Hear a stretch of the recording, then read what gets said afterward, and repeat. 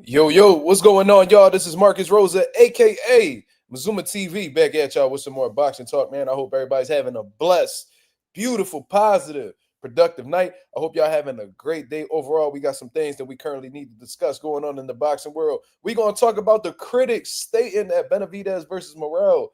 Is it too soon? Along with Clarissa Shields being caught red-handed, hating on Amanda Serrano and Katie Taylor. Then we're going to open up the platform for some open boxing topics. You feel what I'm saying? Shout out to everybody that's in the building so far. If y'all can hit the like button as soon as y'all come in, that'd be very much appreciated. Shout out to everybody that's in the comments so far. I see Marissa in the building. What's going on, Marissa? How you doing?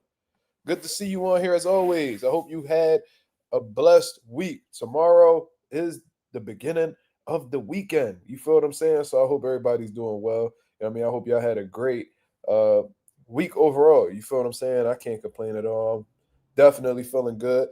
Agent 007, what's going on? One of the members of the channel. How are you doing? My brother is good. It's great to see you in the building. You feel me? We got some things that we need to discuss for sure, for sure. You feel what I mean? But we got to hit the like so we get the algorithm on the up so the people know that Mazuma TV is live. I'm really pushing for this 2,400 mark, people. We need to try our best to get there, man. I appreciate everybody that's in the building right now.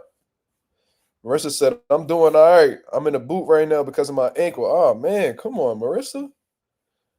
Oh, man. I hope you recover within God's speed. You feel what I'm saying? I hope you recover as soon as possible. My day was cool. You know what I'm saying? I just had a regular day at work. Went to the gym, had some good sparring, bag drills. You feel what I'm saying? Some good ab work. We definitely was working today, man. I'm just looking forward to tomorrow because obviously it's the weekend, and I got my son for the weekend. You feel what I'm saying? So I'm feeling extremely blessed about that, man. I can't wait to see my boy. You feel me? Agent 007 said, not doing so great, but I pulled through. That's all that matters, my brother. You know what I'm saying? One day at a time, man. You know what I'm saying? These dark times, you gonna run into the light eventually, bro. This is a down moment right now, and you know how the way I look at it. You know what I'm saying? That's just God giving you a tribulation because He know you can handle it. You feel what I'm saying? So keep your head up. You know what I mean? Keep thriving, keep working. As long as you never quit, you never fail, brother. So keep it going. Okay, Marissa, I see you. She said I still worked out my upper body with weights though. That's what's up. No excuses. No excuses. I love to see that. Shout out to Marissa out here putting in that work, getting that summer body right. You feel me? Shout out to the stranger. He said, Yo, Mark, thanks for giving critiques for my boy's recent fight. He up for his first big pro fight in Philly in 2 weeks. Yeah, I got off the phone with him a couple hours ago, man. Um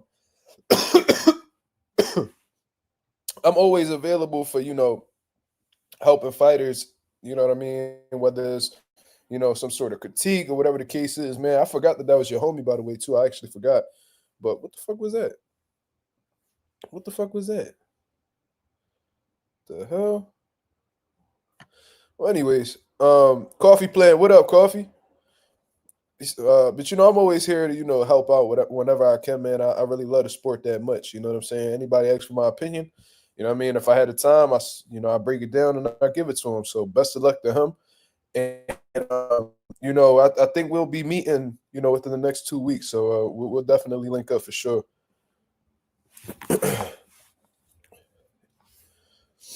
You know what I'm saying? No doubt, agent. We gonna get through it, man. That's just life, brother. You can't, ain't no real story if you ain't going through anything. You feel me? Thomas Wright said I told the live to give me a notification and it still didn't give me shit. I mean, are we surprised at this point, man? It's not at all, bro. If you just check between 10 to 11:30, I mean, if you don't see me on by 11:30, I'm just not on. You feel me? So, we ain't surprised at all. But let's get into these boxing conversations. You feel what I'm saying? Shout out to everybody that's in the building.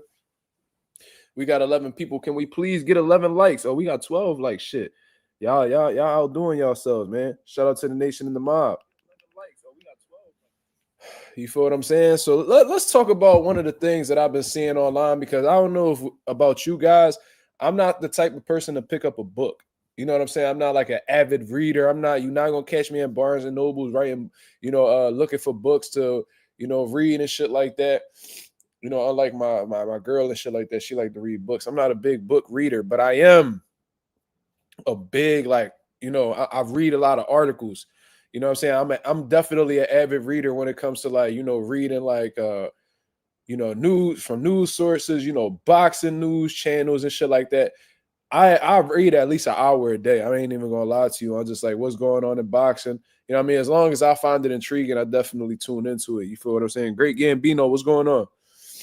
But you know what I mean? You ain't gonna catch me at no Barnes and Nobles, but I do definitely read about boxing at least an hour a day.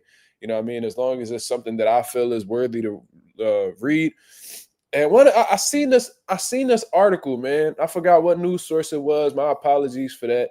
You feel what I'm saying? But they were giving their take on a David Benavidez and David Morrell fight, which is some exciting news for boxing fans, man. It's not too often where we get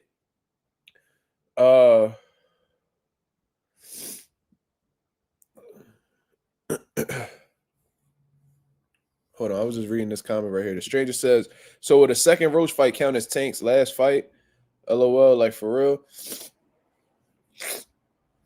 Oh man, I don't know, bro. I don't know. I have no idea. But from what I put out a video earlier speaking about the rematch clause. I think that rematch clause is only a one-way street in terms of only working in Tank's favor. Like Tank is the only one that can activate the rematch clause. You feel what I'm saying? So if he were to win against Lamont Roach, it's highly unlikely that he will pursue, a rematch with Lamont Roach. I don't think that's going to happen. I think that's strictly put in the contract under the condition that he may lose or come up short against Lamont Roach. You feel me? But, I just wanted to speak on that. You know what I'm saying? Because I had a lot of people reach out to me about it. But let's get into, this article that I was reading. So obviously David Morrell, David Benavidez, probably the most exciting news that we currently have right now because it's two young guys, at their peak. You know what I'm saying? As confident as could be, two undefeated fighters, two dangerous fighters. They definitely mirror each other in terms of being like those come forward pressure fighters who, try to search and destroy the opponents. You feel what I'm saying? And when I was reading the article, it really gave me an insight on how traumatized and how mistreated boxing fans are. Let me tell you guys what I'm talking about, right? So I'm reading the article, and the guy, you could just tell from the perspective that he's writing from, he is completely shocked that this fight is going into play. And I ain't gonna lie to you, a lot of people were shocked by this because we didn't think that this fight was going to happen, anytime soon, in all honesty. You feel what I'm saying? Because they're both young guys, because both of these guys are, not the biggest stars yet in the sport of boxing, you would think that they would try to marinate it a little more. Typical boxing recipe, right? So I'm listening to this. I'm like reading this dude's article. You can just tell he's coming from a state of disbelief. You feel what I'm saying? And it was to the point where this guy was like, yo, is this fight happening too soon? And I'm listening to him. I'm hearing him out because I always try to come into like a situation unbiased when I'm hearing somebody out. And I don't know if he was exactly like convinced that the fight was happening too soon. I feel like it was more of a question for the panel to, reply to and give their takes and shit like that. But, in all honesty, man, it just really goes to show how mistreated boxing fans are because all we ever told is, oh, if you don't like the fight, then don't watch it. Oh, we're going to do whatever the fuck we're going to do. Fans can't tell us shit, blah, blah, blah. I done heard everything under the sun. And, fans have asked for fights for years. And, there was a lot of fights that haven't happened as a result of attempting to marinate fights, right? So, now that we finally got a fight in front of us that we didn't have to beg too much for to see, now everybody is questioning whether this fight is under-marinated, undercooked, whatever the situation is, man. I'm here to tell y'all, we need to get the fuck out of that mentality, man. You know what I'm saying? As boxing fans, we deserve the fights whenever the fuck we ask for them. We can't have this mentality where we call for a fight and then we just sit back and be like, oh, we're going to have to wait a couple years, though, but that's a fight that I want. It's like people have been, boxing fans have been brutalized so much throughout the years that they've grown to accept the bullshit. You feel what I'm saying? No. No other box, and this is why I say no other sports fan has gotten disrespected as much as boxing fans. Basketball fans, whenever they they constantly see the best teams against the best teams. Baseball, they see the best teams against the best teams because these teams don't got nowhere to hide. If two motherfuckers win all the way to the top, they got to see each other. Same thing applies to basketball. Even at MMA, Dana White don't play that shit. you know, he playing a little bit of politics right now with John Jones and Aspinall and all that good shit. But overall, man, MMA fighters have typically gotten fights whenever the fuck they've asked for it, you know, historically. You know what I'm saying? And boxing fans on the other end, you know, historically, we've had to wait years to see fights happen, whether we're talking about the infamous Manny Pacquiao, Floyd Mayweather fight, you know, Terrence Crawford, Earl Spence. You know, a lot of these notable fights didn't really happen until further down the line. And then boxing fans always sit there, you know, after the fight and question what would have happened if they would have fought 3, 4, 5 years earlier. We heard about Manny Pacquiao and Floyd Mayweather all the time. Oh, if they would have fought 5 years earlier, maybe Pacquiao would have beat him. You know what I'm saying? This fight right here between David Benavidez and David Morrell doesn't really give you much room for that type of, you know, question. You feel what I'm saying? So a lot of people, yo, and this is what I mean, bro. Like boxing fans are, you know, so disrespected, you know, mistreated, whatever the case is, that, you know, they can't believe that they actually have a good fucking fight at the right fucking time, right in front of them. And it's gonna happen within the next couple months. You feel what I'm saying? So, you know, I'm reading this article. They're asking if it's too soon. Absolutely not. You know what I'm saying? It's almost like a girl, right? Or you don't even got to be a girl. It's like a nigga who's been with a woman for who fucking knows 5 years, right? Let's say this dude, you know, he grew up in a traumatized household.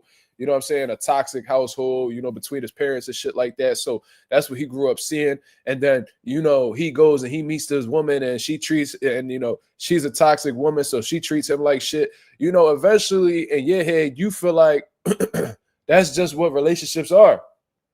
You feel what I'm saying? Then you break up with that woman. You end up messing with a woman who, you know, doesn't have those traits. You know what I'm saying? Is actually peaceful, you know, is attentive, you know, loving, affectionate. And then you like, yo, this is what is, you know, this is how shit's supposed to be.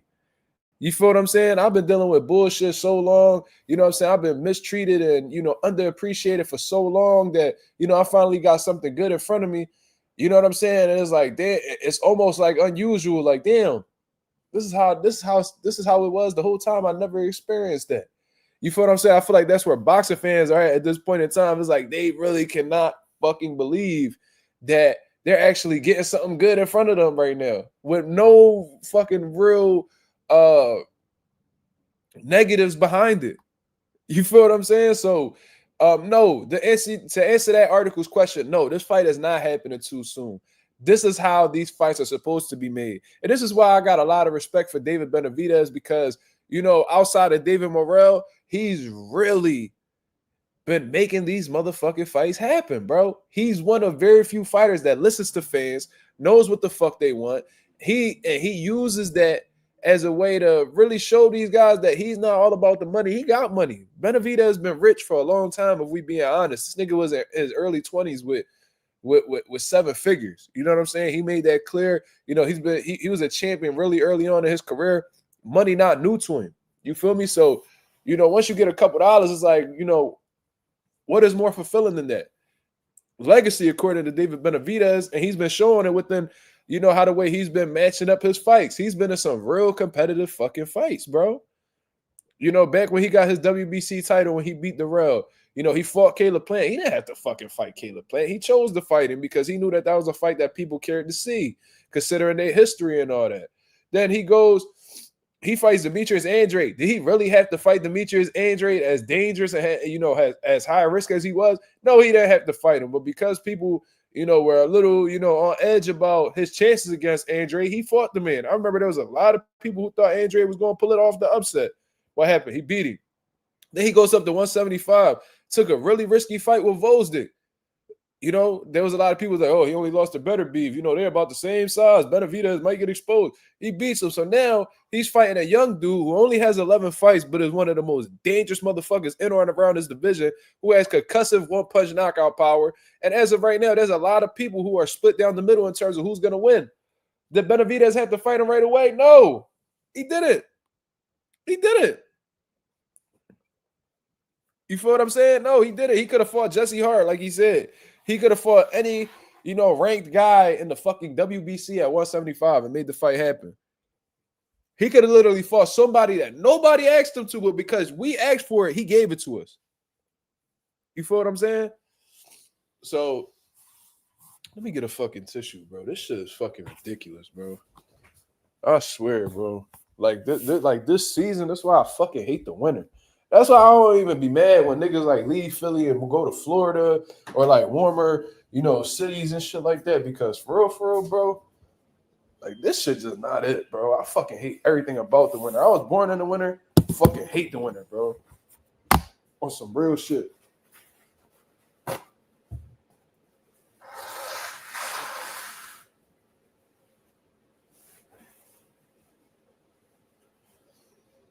Like this shit just not it, bro.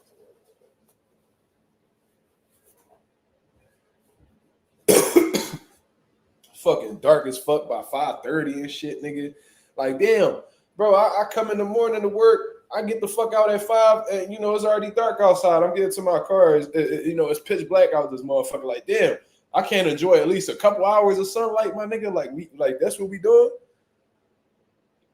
You know what I'm saying? Shit crazy, bro. You talking about I got a lot of snacks. Why you watching me, nigga? But nah, real shit though, man. To answer the question, no, it's not too soon. You feel what I'm saying? This fight is happening how exactly it should happen. While both of these guys are at their peak, while both of these guys are, at the top of their game, as confident as could be, with no fucking L's on their record. This is when these fights should happen, and this should be more of a consistent theme. Hopefully, motherfuckers will get influenced by this because let's keep it real. A lot of boxing fans, they followers, right? A lot of boxing fans, they follow. Boxers, they followers, right? Because when Floyd was around, I'm gonna keep it real with y'all. When Floyd was around, ain't nobody give a fuck about unifying the division or becoming undisputed. But here comes Terrence Bud Crawford. You know what I'm saying? End up becoming undisputed at 140 pounds. All of a sudden, all these boxers like, oh shit, having all those belts, it actually looked pretty fucking cool, man. And then after that, everybody just started following the trend, and being undisputed became cool, right? So hopefully, fighters will look at David Benavidez and David Morrell. Hopefully it's a great fight. You know what I'm saying? Hopefully it's a good back and forth fight, great competitive matchup, so it can inspire other boxers to actually fight each other right now. And shout out to the fighters who actually are, adopting this philosophy right now. Whether we talking about Devin Haney, you know what I'm saying? Whether we talking about Jerron Ennis wanting to fight guys right now. Shakur Stevenson wanting to fight guys right now. You feel what I'm saying? Keyshawn Davis wanting to fight guys right now. You feel what I mean? They vocal about not wanting to wait and actually making fights happen then and there. Not waiting 1 year, 2 years, 3 years, or, taking a couple more fights. No, they with the shits right now. You feel what I'm saying? So shout out to them for leading the way and leading by example. Shout out to David Benavidez and Morel for that. The fight is not happening too soon. The fight is happening exactly when it should happen. And guess what? Both of these guys put on a great, phenomenal bout. Both of their careers will be on the up, whether they win or lose. Have y'all ever noticed that? Like, did Caleb Plant, trajectory, shoot down when he had a great fight with David Benavidez? No, people wanted to see him come back and put on a phenomenal, put on some more big fights. You know what I'm saying? When let's see who's somebody, when Isaac Cruz, lost to Gervonta Davis, did his stock go down the drain? No, he put on a really good effort and then put him in great opportunities after the fact. An L isn't always an L. You feel what I'm saying? You might have an L on your record, but it could lead you to bigger places in your career. This is what a lot of people fail to understand, but because, they follow the Mayweather blueprint, everybody want to be Floyd, everybody want to copy and paste what Floyd do. They feel like the O is everything, but in reality, you losing your O might be one of the best things that ever happened in your career, in all honesty. Would Julian Williams have become unified champion at 154 if he hadn't lost to Jamal Charlo? I think him losing to Jamal Charlo made him a better fighter and prepped him for being the underdog in that fight against Jared Hurd. You feel what I'm saying? So, this is shit that I say all the time. People need to, not be so scared of losing the O. I'm sure you don't just blatantly give it the fuck up. But at the same time, it's like if you put yourself in great 50-50 fights and you put on an amazing effort, as long as you're not quitting, giving up, whatever the case is, bro, the fans will appreciate you. This motherfucker, Gabe Rosado, I don't know how many losses he got right now. 12, 13, 14 losses. One of the most loved motherfuckers in the boxing world. Who hate Gabe Rosado? Don't nobody really hate Gabe Rosado? You feel what I'm saying? But because he always put on a valiant effort in all of his fights, and he lost some of his biggest fights in his career, mind you. He done been robbed too. But a lot of the biggest fights, the Triple G's, he lost the Daniel Jacobs fight. He done been in some big get money fights.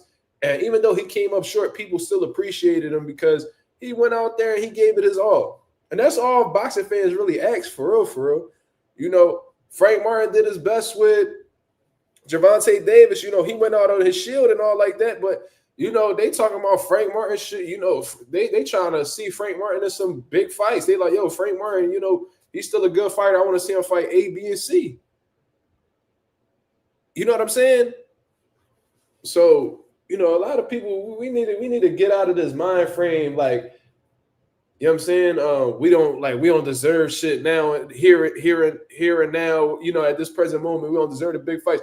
Bro, we need all of the big fights right now. Fuck all that waiting 2-3 years down the line, bro. That Floyd Mayweather, formula that he had going on, niggas need to throw that shit in the trash.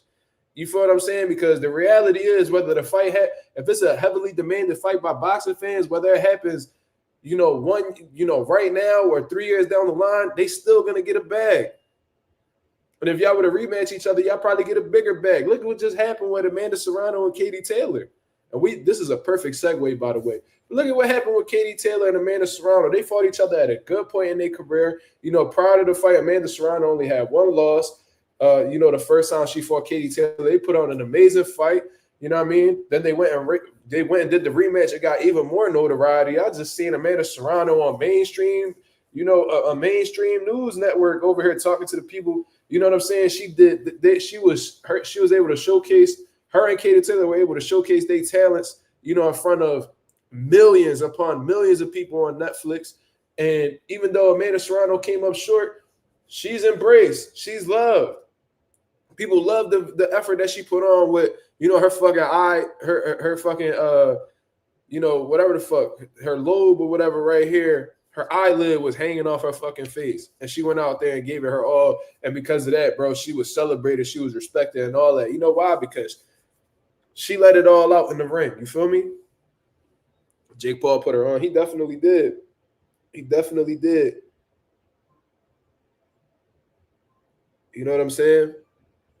They both benefit off of each other. You feel me? Jake Paul, he's a powerful dude. He got a lot of money. He knows he's a marketing genius. He knows how to put Amanda Serrano in position to be recognized and compensated well.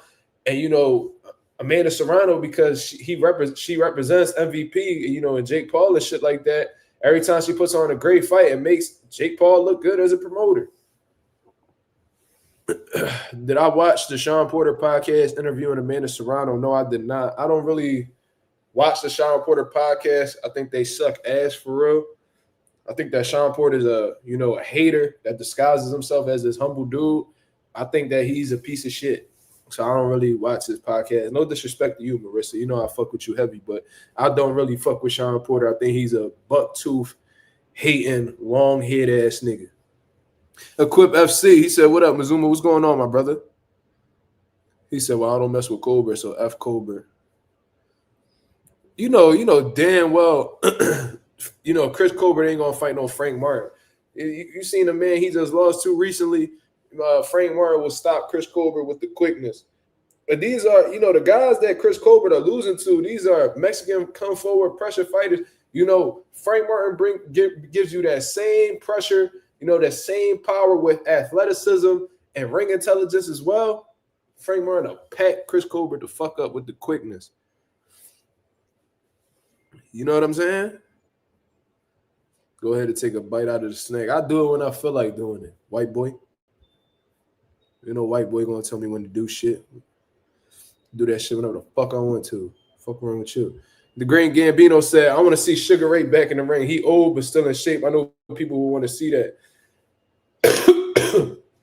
As long as it's an exhibition, you know what I'm saying? And, they doing it for some type of charity or cause or whatever. I would like to see Sugar Ray Leonard back in the ring. Why not? You know what I'm saying? He should. I'll be saying that Chavez Senior. He does a lot of exhibitions for like charity organizations and shit like that. Let's see Sugar Ray Leonard and Chavez Senior in the ring. To do a little exhibition, put a little headgears on, big gloves, and have them box it out. You feel what I'm saying? I feel like that'd be dope. Chavez Senior. He been putting on some good fights too. Y'all got to check out Chavez Senior with Jorge with George Arce, bro. They did some exhibitions out in Mexico, and them Johns be super lit. Super lit. You feel what I'm saying? Said, nah, I don't really watch Sean Porter podcasts. A lot of people don't, Marissa. It's okay. He said, I just looked up if there were any recent interviews of Amanda Serrano. Yeah. Yeah, for sure. Nah, I didn't see it. You know what I'm saying? And I haven't really, looked into Amanda Serrano's interviews at all. Honestly, I've just been, listening to what the people said about her fight and shit like that. You know what I mean? Nothing crazy. But I feel like regardless of all the interviews that Amanda Serrano has done, man, I seen everything I needed to see, man. I seen somebody who clearly beat Katie Taylor, and they didn't give her the decision. So it is what it is. What can we do? I don't know if Amanda could say anything that, will influence my opinion or anything like that. You know what I'm saying? It's just unfortunate. But hopefully we can see a trilogy between Amanda Serrano and Katie Taylor. And I think I heard Eddie Hearn say something about, that third fight being at the Sphere in Las Vegas. If that happens at the Sphere, oh my God, that'll be a fucking banger, bro. That'll be a banger. Ain't got no fucking Oreos, white boy. Thomas on wood right now. You know what that means, Thomas, if you on wood?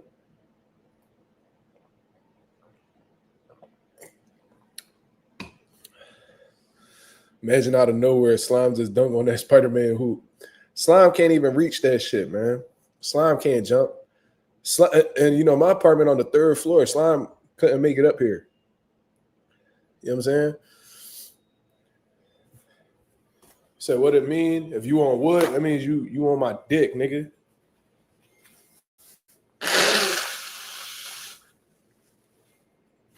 You feel me?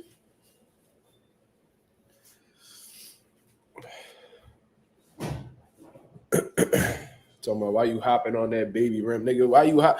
You need to hop off my dick. That's what you need to do. You feel me? That's what you need to do, cuz. Talking about hopping, nigga. Hop off my dick, nigga. I put that up for my son, nigga.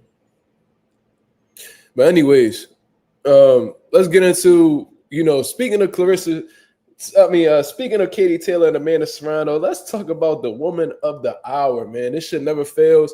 I've been critical of her in the past, and this shit just confirmed all of my suspicions and beliefs on Clarissa the Quote Shields. You feel what I'm saying? Now, let me just say this before I get into this. I don't hate Clarissa Shields.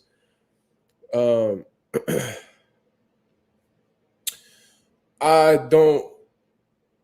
feel like she's hella accomplished, and she is one of the greatest women to ever put on a pair of boxing gloves. Let me just say that. You feel what I'm saying? I'm not going to sit here and shit on her accolades. That's not what I'm going to do, because she has great accolades at the end of the day. However, I do feel like Clarissa Shields is extremely egotistical. I do feel like she is very arrogant and extremely self-centered with a lot of masculine energy. You feel what I'm saying? And what confirmed my suspicions about, Clarissa being extremely masculine and, not very ladylike is her inability to find a man.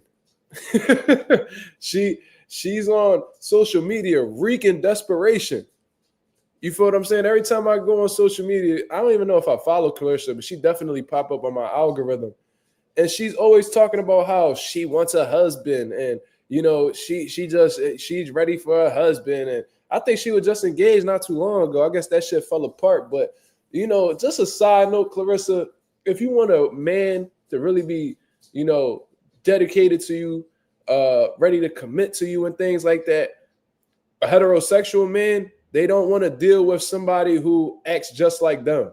You feel what I'm saying? Clarissa Shields moves just like a man.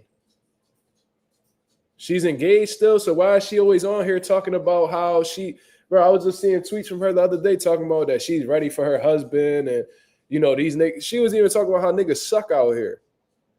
So what, she just out here shitting on her nigga every chance she get?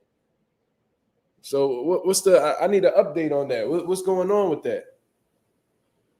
You feel what I'm saying? I just wanted to get into that real quick. She was very, very masculine. Mark her husband. I don't give a fuck if her husband to get money, dude. She don't even got a husband. She's not married. Hold on real quick. She's not even married. Why is you talking about she got a husband, Coffee?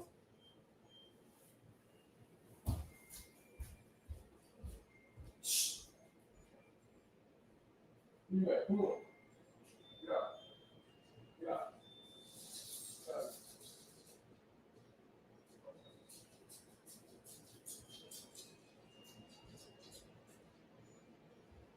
Got it. Go on the keys. Go. Fucking the keys.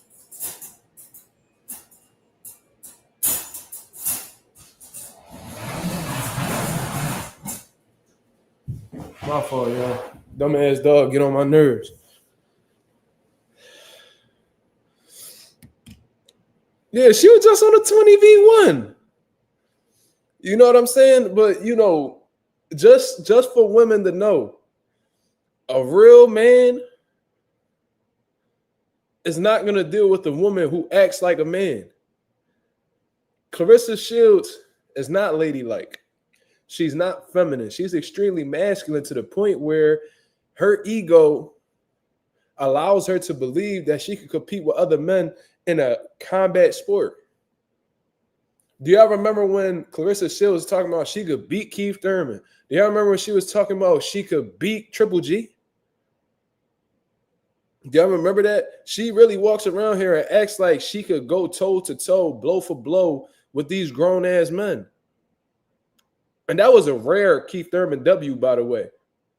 Just, you made Keith look like you made Keith look like he, you know what I'm saying, he wasn't a cornball.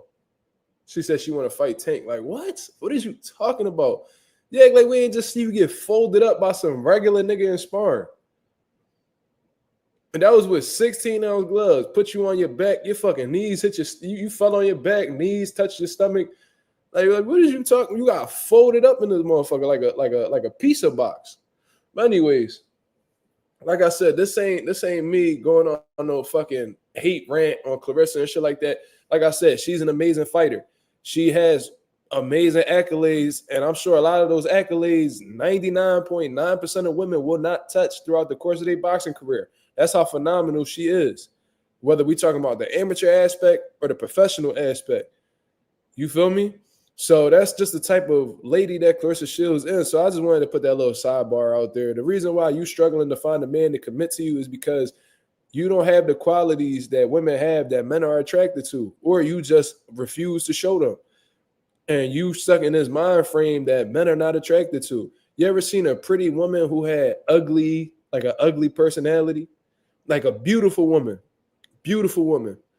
Dime. Like in your head, she a dime. You know, beauty's subjective, but in your head, she's a dime, right? But you hear this girl talk, you listen, you get a little sneak peek of her mind frame. You know what I'm saying? And she's just terrible. I'm not saying Clarissa is beautiful. That, like I said, beauty is subjective. It depends on who you're talking to, because Clarissa got a little fan base of people that think she attractive. Not in my case. You know, I don't, you know, she not my type, but you know, I know she got a fan base of people that's genuinely attracted to her. So what I'm gonna say is, fucking, have y'all ever had a beautiful woman in front of you? And you know, you listen to this girl talking and everything, it just completely turns you off. That's the type John that Clarissa is, in my opinion. You know what I'm saying? I'm not gonna sit here and call her ugly, nothing like that. But anyways, what inspired me to go on this live today to talk about Clarissa Shields was a clip that I had seen on on X, formerly known as Twitter, and it was Cameron on It Is What It Is, one of the most popular, shows on the internet right now. And he said that he had received a DM from Clarissa the Quote Shields, and she was talking about how, boxing is trying to rewrite history. And, the first fight with Katie Taylor and Amanda Serrano did 1.5 million views, and her fight did 2 million views. You feel what I'm saying? And this nigga Tom is on some nut shit. Yo, Tom, you keep playing with me, I'm gonna put you in timeout, cuz. Talking about my type Shadacia Green. Fuck out of here, nigga. You type Ellen DeGeneres. Faggot ass nigga. Stop playing with me, dog.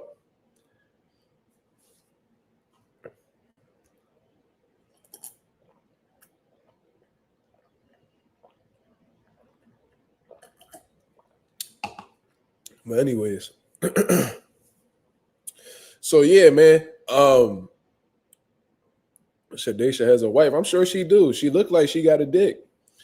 So, you know what I'm saying? I'm sure she do got a wife. And I'm sure that wife listen really well at home. She better not be playing with no motherfucking Shadacia. You feel me? But,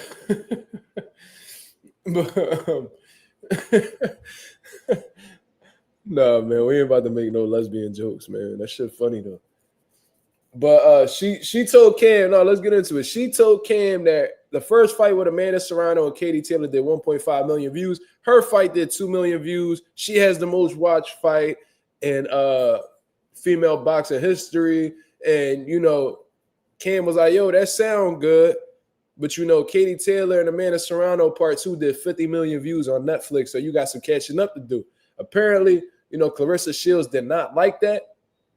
She was talking about how Cam was delusional because the main event got 50 million views, not Katie Taylor versus Amanda Serrano. So I went and I did my research. You know what I'm saying? Before I critique or I criticize somebody or anything like that, I like to look at the facts. You feel what I'm saying? And all you really got to do for this is just go check out the numbers. You know what I'm saying? See how many views that shit had done. And there's an article right here that says Taylor versus Serrano to the most watched women's sporting event.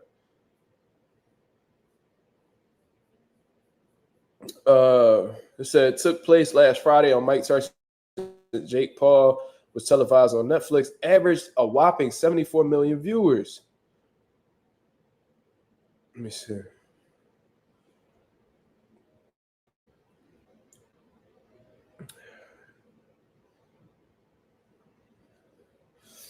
I don't think she was saying that the fight, I didn't think she said Tyson versus Paul was better than Amanda versus Taylor. What I think she was saying was that the main event was the one that got the 50 million views, not the co-main event. You feel me? So let me see something real quick. I know I ran into something.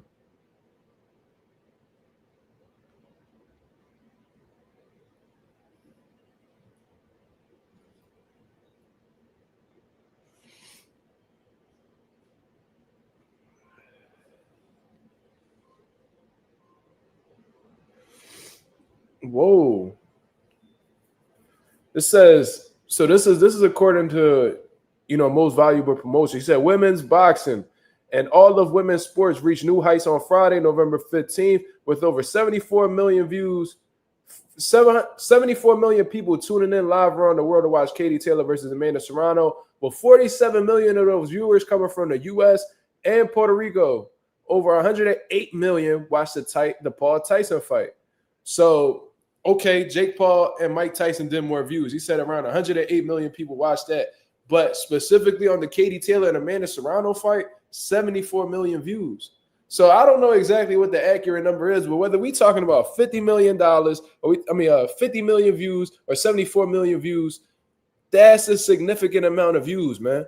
You feel what I'm saying? So I don't know what the exact number is, but let's say it's in between those two numbers right there. That is highly impressive. And Clarissa Shields, she's not really feeling what these motherfuckers is talking about right now. And I don't really understand why. you know, I've heard Clarissa Shields say on multiple occasions how she's the strong advocate for boxing, right? For women's boxing specifically. She stands up for women's boxing. She feels like women needs to get as much notoriety as men, and they need to get just as much exposure as men. I remember when Clarissa Shields, was main eventing cards that had Jerron Ennis on it and shit like that. And she was really saying that she was leading the forefront for women's boxing. And she said how people like Layla Ali discouraged her from going pro, but she went pro anyway to show that, women's boxing could really be, the biggest, the biggest it's ever been and shit like that. I remember her saying that. You know what I mean? I remember her saying how she's a strong advocate for women's boxing, but it seems like, based off of my observations, whenever, something historic happens with women, Clarissa Shields is always extremely opinionated about it, or always tries to find a way to make herself relevant in that situation. You feel what I'm saying? Why is Clarissa Shields reaching out to Cameron? Cameron is sitting here on his talk show that revolves around sports and is talking about two female fighters that have nothing to do with Clarissa Shields. You know what I'm saying? They're saying how they did this many views. Why does it bother Clarissa so much to the point where she has to reach out to that person specifically to talk about how they rewrite in history and how she's really the most viewed fighter? Huh?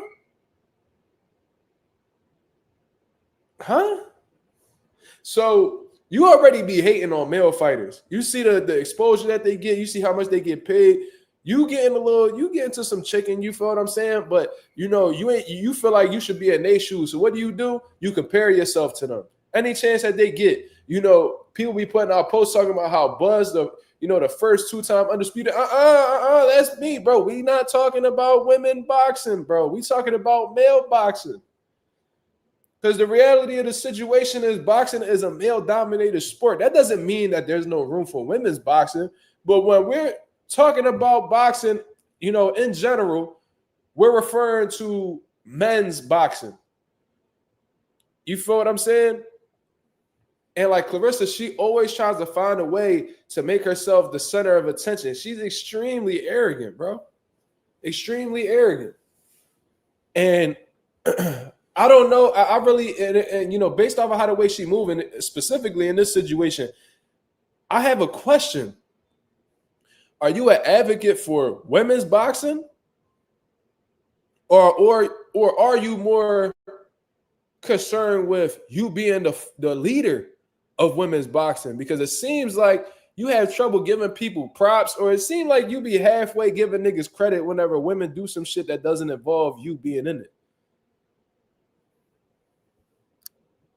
Silks Bando said, Mark, if Shields was the one that was on the co-main, she would flex that 50 million views. Hell yeah. She be on here with her dick out, talking crazy about how she really the GOAT and how, she really the best in this female boxing shit. She be out here flexing. She putting her dick up and all, just talking greasy. But because two women did it that didn't involve her, she feel a way about it. And she found a way to try to sneak her stats up in there to try to compare it. Bro, there's no comparison. And you got mad because Cam told you that there was no comparison. He just gave you the reality of the situation. He kept it a buck.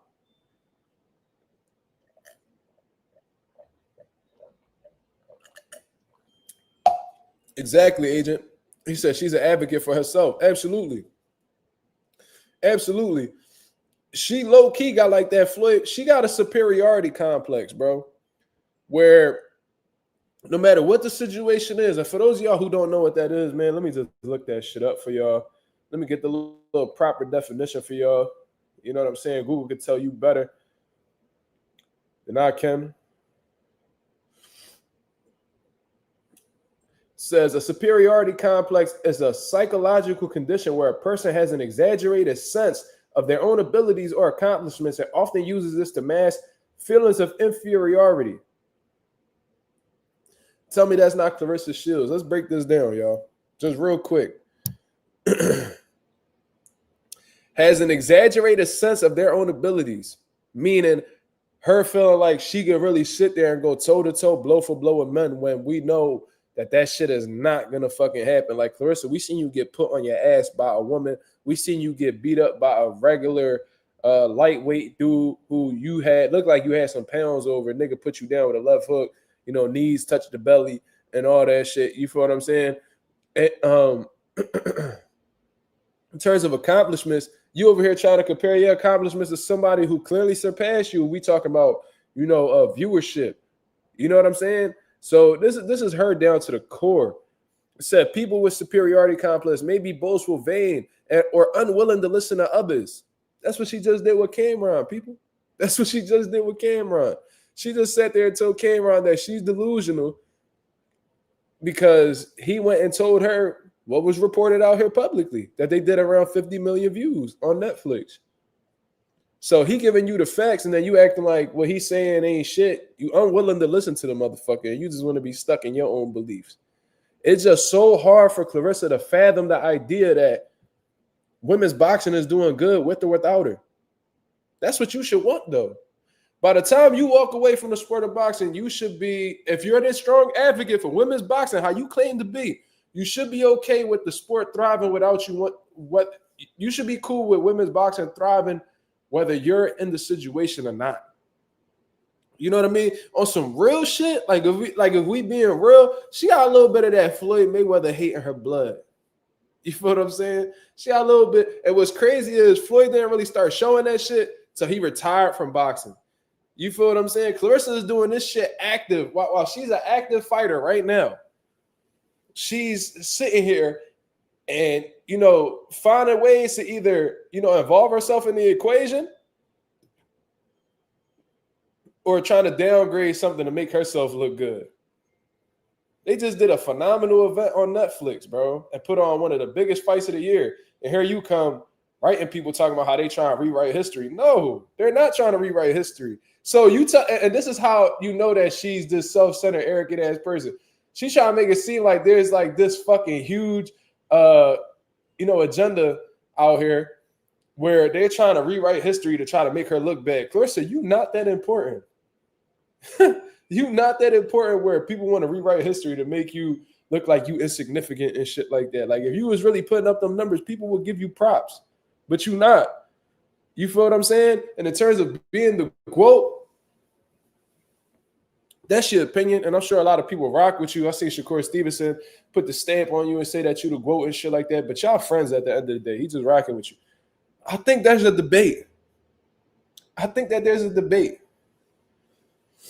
You know what I mean? In terms of who's the GOAT. If you really it's not unanimous. And if you tell Clarissa that is not unanimous, and there's other girls who are actually, great just like you are, she will have a fucking fit. And that just lets you know right then and there. Just like Floyd, when you tell somebody, who the greatest is of all time, he gonna find a problem with that and try to convince you that he's greater than whoever you mention. When in reality, it's subjective, and there is no unanimous GOAT at the end of the day.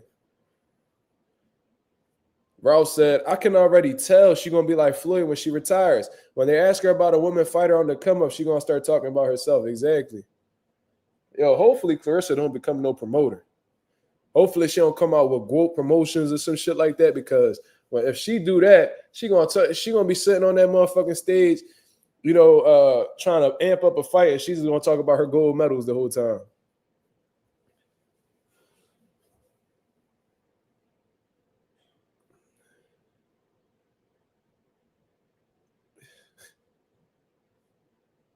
You know what I'm saying? So that was just some shit I wanted to point out. You feel what I'm saying? That's just some shit I wanted to point out. She definitely got caught red-handed hating on Amanda Serrano and Katie Taylor. You feel what I'm saying? And I seen that Amanda had a response to Clarissa Shields' comments. And let's see if Clarissa actually responded, because I seen that she actually, look, somebody put this up. I thought this shit was hilarious. Look at Clarissa's face. Congrats. Happy for you. Nice. You know what I mean? They pretty much calling out Clarissa for what she is, a motherfucking hater. You feel me? Definitely a hater. And we know plenty of people like this. Whenever you got some good shit going on in life, you get promoted or you you got some great blessings on the way. It's always that one person that low-key hate that they, that you're doing well, but they don't want to come across as a hater. So, they sit there with that face and be like, oh, man, that's great, bro. Whole time. And they blood boiling on the inside. You know what I'm saying? Let's see what Amanda Serrano's comment was. I'm sure Clarissa done responded by now. Because, you know, she loved running her mouth.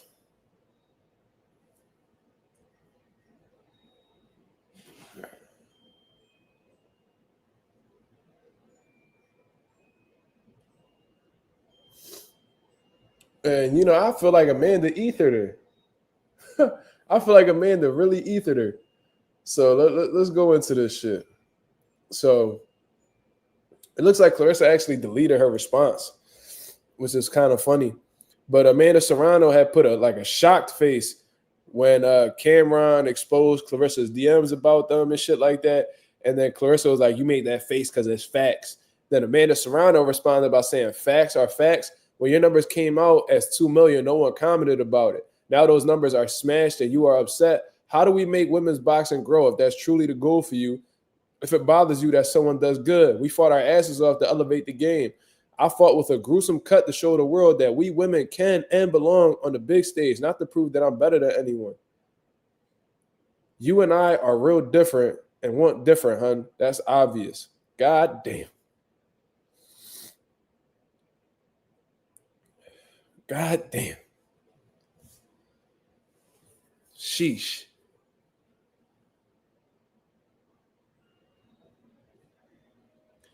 Silks Bando says she was on Twitter Space. I was in there for 2 minutes. She was just yapping on how Serrano is hating. How the fuck is Serrano hating? What the fuck did Serrano do that was hating? Amanda Serrano wasn't behind the scenes and somebody DM talking shit or trying to degrade somebody's accomplishments.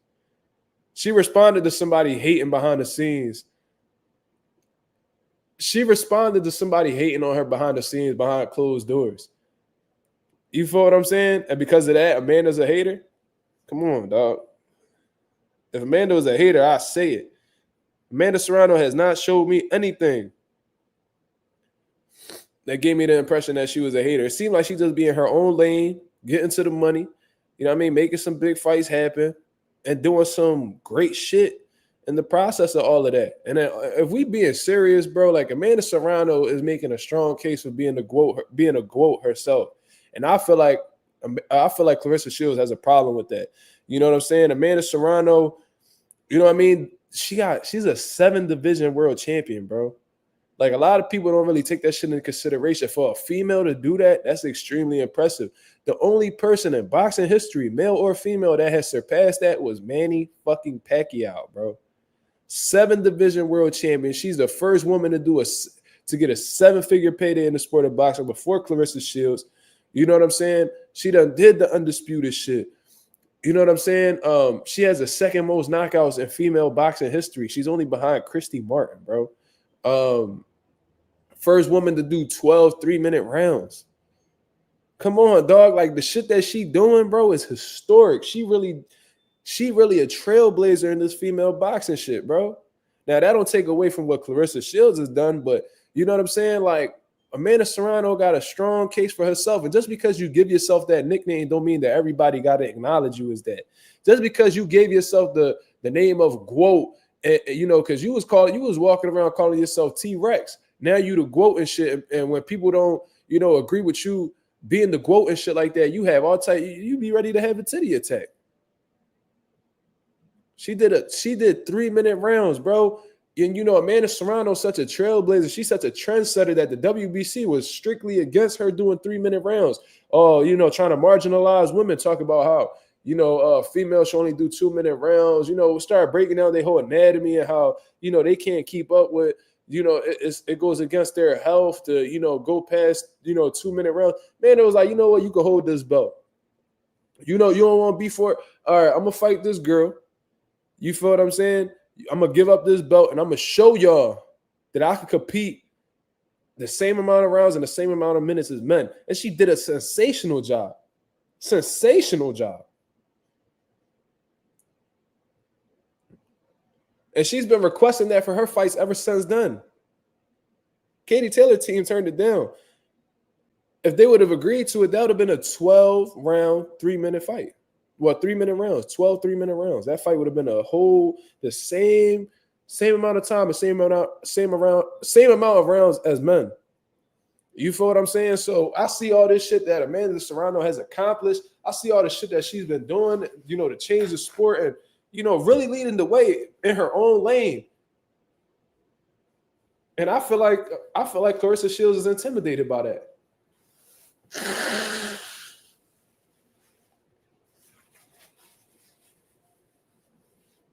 You feel me? I feel like, and watch, Clarissa Shields can't help herself. Whenever there's a big women's fight that's on the way, she always tries to find a way to attach herself to that shit. She feels like she needs to put her stamp on anything that goes on with female fights because she feels like she's the superior and, don't shit pop. Don't shit pop without her, without her approval. Like, no, women's boxing going to do, you might have been the one, that started getting female boxing being talked about and shit like that, but motherfuckers been getting up and walking away with this shit since you've been in here. So, you know what I'm saying? Women's boxing going to thrive with or without you is what I'm trying to say. And you need to be humble enough to understand that. And if other women are doing some groundbreaking shit in the sport, try your best to applaud them without, feeling that burning sensation in your chest. You feel what I'm saying? It's really that simple. It don't cost anything to show somebody some love. But when you had trouble keeping a nigga and you walk around with all this masculine energy and low key, a whole lot of insecurity and inferiority in your mind, it's easier said than done to do positive shit. You feel me?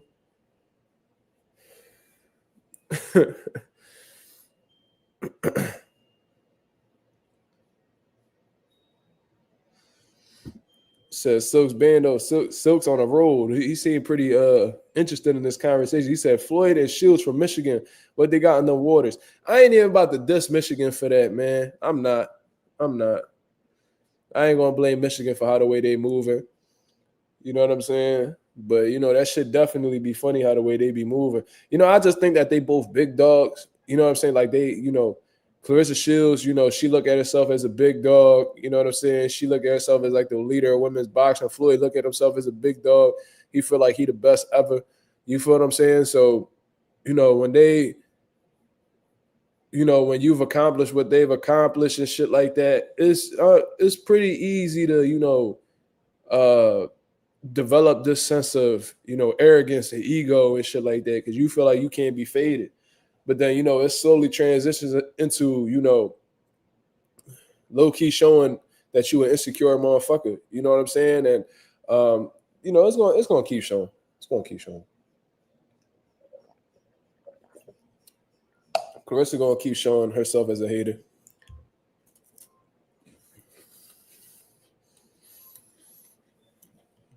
Like I said, I don't hate Clarissa. I don't even like talking down on women like this, but she in boxing. And like I say, what's right is right and what's wrong is wrong. This nigga right here, bro.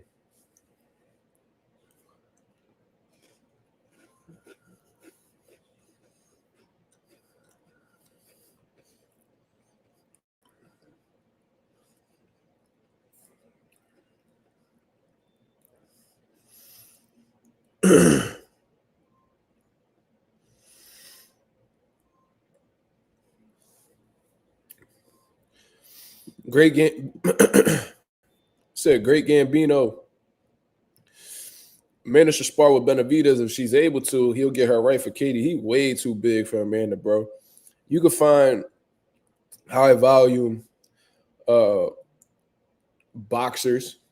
You know what I'm saying? That's smaller. You know what I'm saying? She could probably spar like a Morel if he know how to work and shit like that. You know what I mean? But I heard all Amanda do is spar men. You know what I'm saying? So should be all right. I feel like she won both times anyway, so you know what I mean? Maybe big is what she needs. I mean, but that could come with a concussion, my brother, and that might take away from her performance. Because even if Benavidez ain't loading up, he still has a significant size advantage where a slap from him could be very detrimental to somebody small like Amanda Serrano. I've seen it happen. You know, I've actually sparred kids that like I had my hand open in the glove, and when I smacked them, that shit like really, really rattled their brain. You feel me? Size definitely matters in the sport of boxing.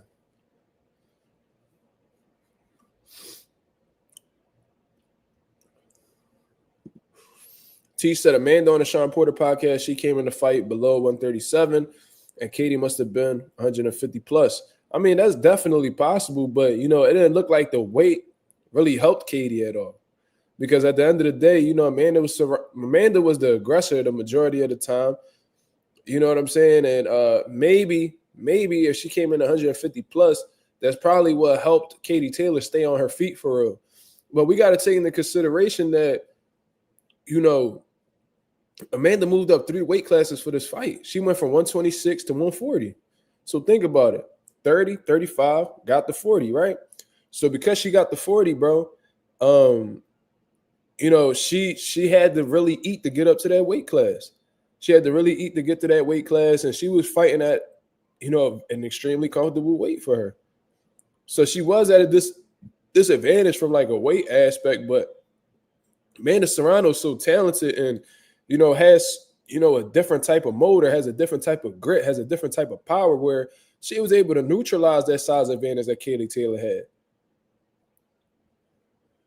You feel what I'm saying? So that's what I find impressive, bro. Like, you don't really see that too often where somebody moves up 3 weight classes and, you know, is still strong enough and, you know, talent, you know, gifted enough where, you know, they could walk that bigger person down and, you know, almost beat a, you know, because there was certain instances where it looked like, man, Serrano was dog walking this bitch. You feel me? So, yeah.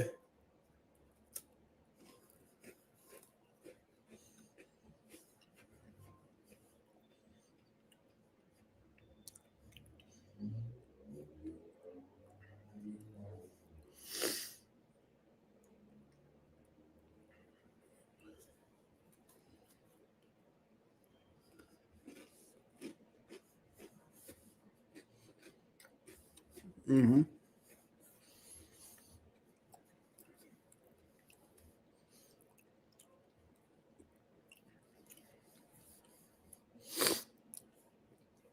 Silks Bando say, you saw Berlanga call out Jamal? Yeah, I saw that. And, you know, that's just typical, you know, that's just typical of Edgar Berlanga to do at this point. Like, ever since he lost to Canelo Alvarez, he been talking about fighting everybody and their mom. But, you know, ain't no real offers been sent out here. So this nigga just be talking. Remember, he was talking about how he want to fight Daniel Dubois, Anthony Joshua, and all this stupid shit. Then he was talking about fighting Arthur Beterbiev.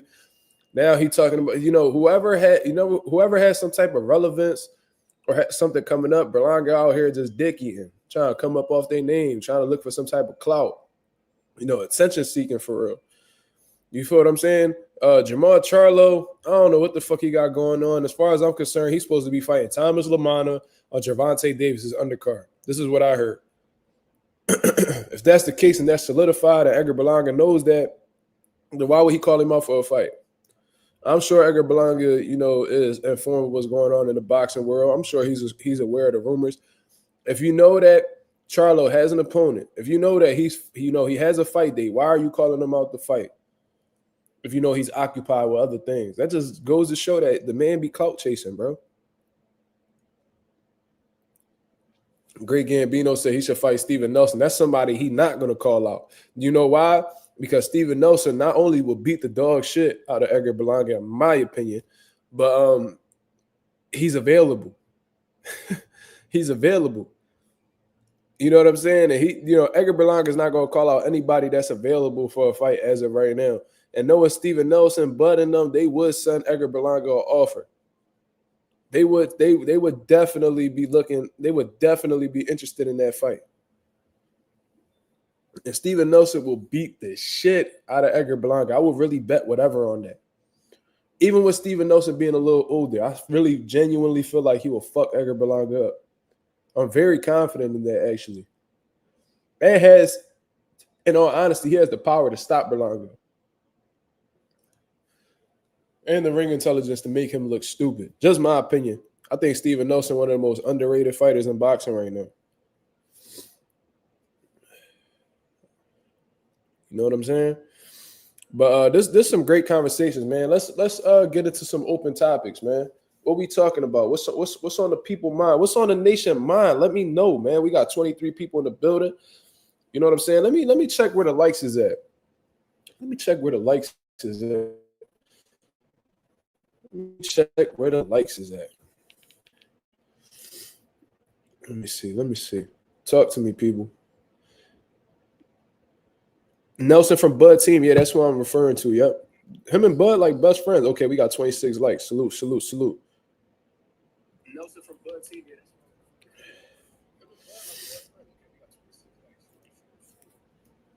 Why is daylight savings bothering us? Because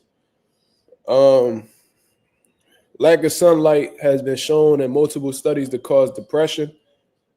Cold weather has shown in studies to increase suicide rates. So it's just no good for us.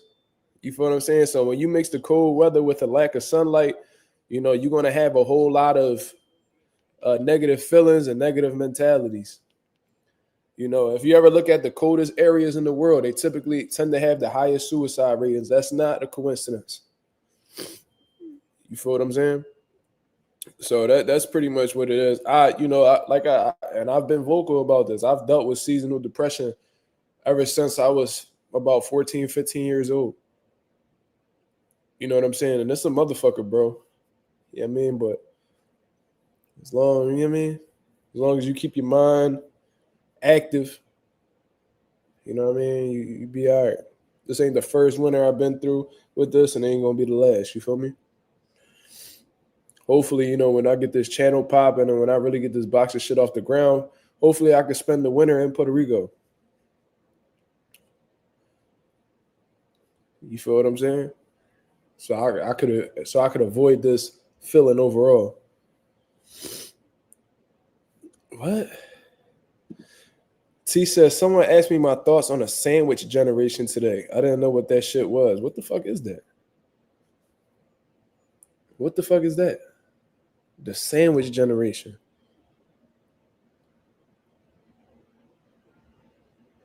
The fuck? Better not be no weird shit.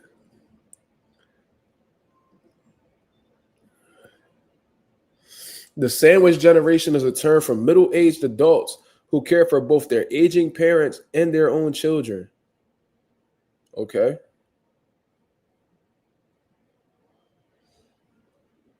So, you know, they sandwiched between, you know, taking care of their kids and taking care of their older parents, because older parents, you know, as parents get older, they become kids. You feel what I'm saying? So I didn't know that. You learn something new every day.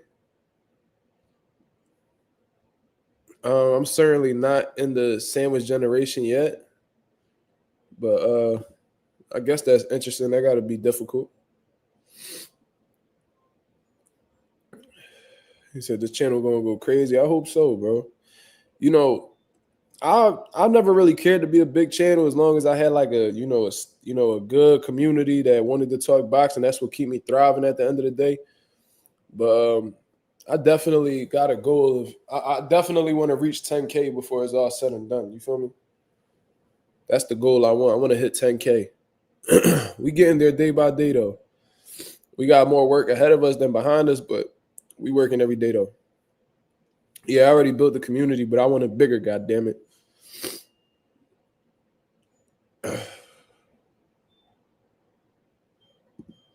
Silks Bando said, Mark, how do you feel about Meek and Uzi representing Philly in 2024? Silk's a clown for that.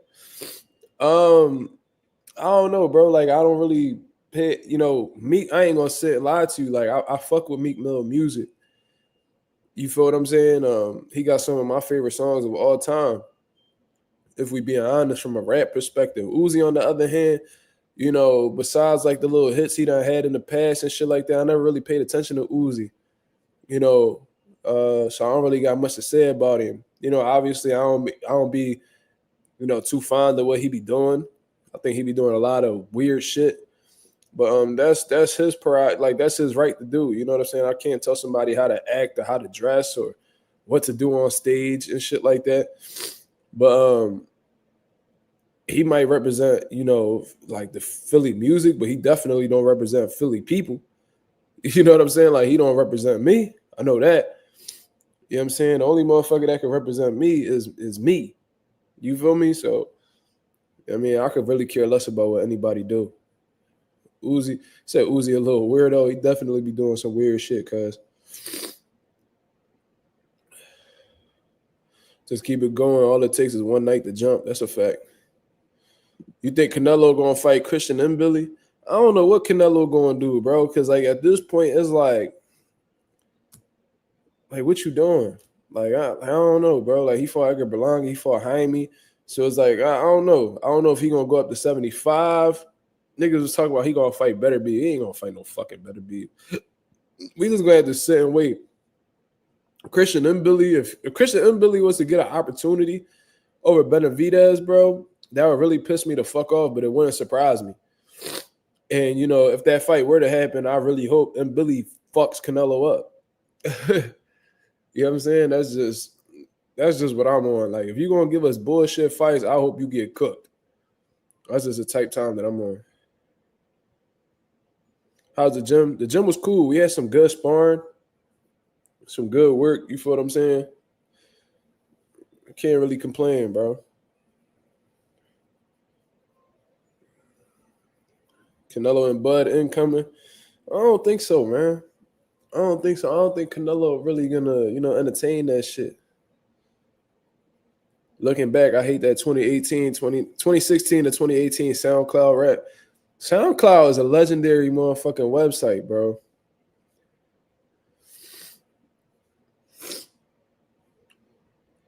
Berlanga and Pacheco should fight next. Marissa, I would love to see that fight. I think you got some great matchmaking going on over there, but I don't think Berlanga would ever entertain that fight unless he really had no other option. You feel what I'm saying? I think Pacheco will fuck Berlanga up. I've been saying that for a while now. Anonymous said, I've actually seen rumors of Canelo fighting Adames next on some Mexican boxing page. Probably fake, though. Yeah, you got to be real careful with, these boxing pages because they literally will make shit up just to get a couple clicks and shit like that. You feel what I'm saying? As far as I'm concerned, I think Adames is about to fight Shiraz or some shit, right? And I don't know if he gonna make it past Shiraz based off of what I've seen. So I don't know, bro. I don't know. I see, Chris Eubank and fucking Chris Eubank about to get shit popping with Conor Benn again. And it's like, bro, Eubank, you're a fucking idiot, bro.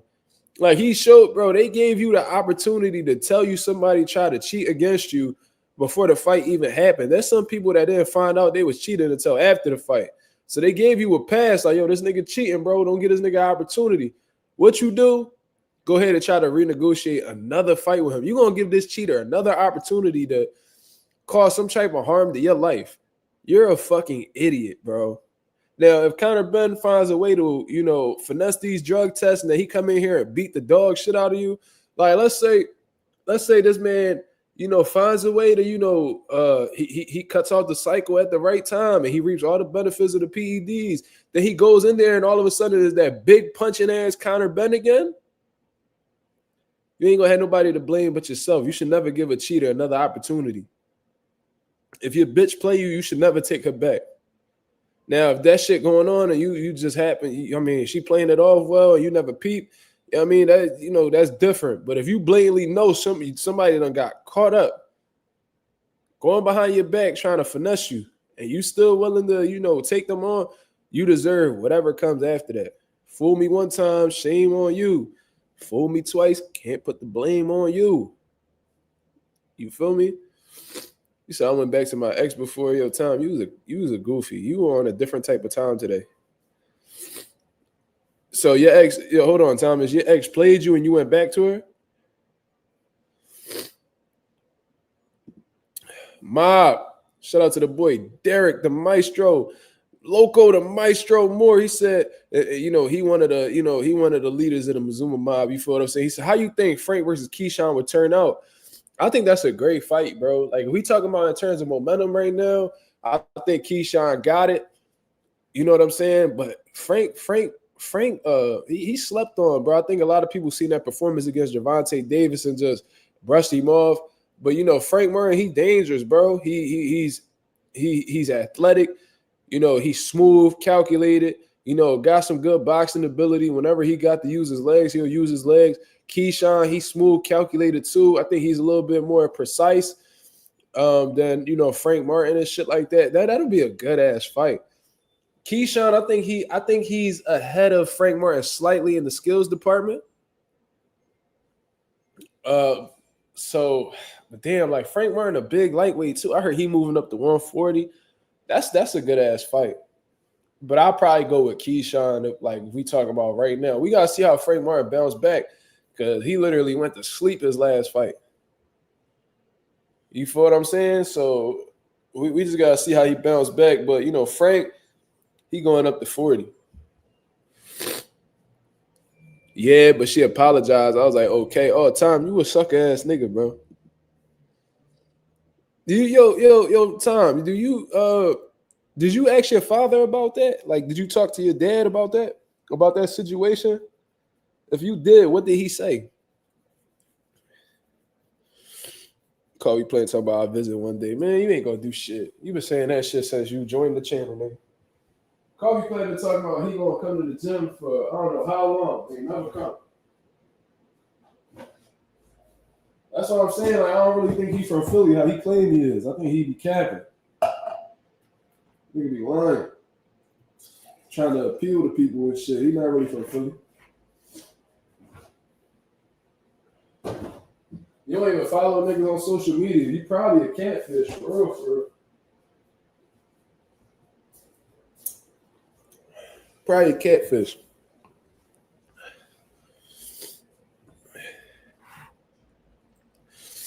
My dad not eye to eye right now. You saying you and your dad don't see eye to eye right now? That's what you saying? Was y'all seeing eye to eye at that time? Yo. You loud, cuz. You loud. Go ahead. Take your little funky ass to the bed. What the hell wrong with you? You want to what? No, don't be eating my motherfucking snacks, bro. Fuck out of here. Coffee ain't from the block. He be capping, D.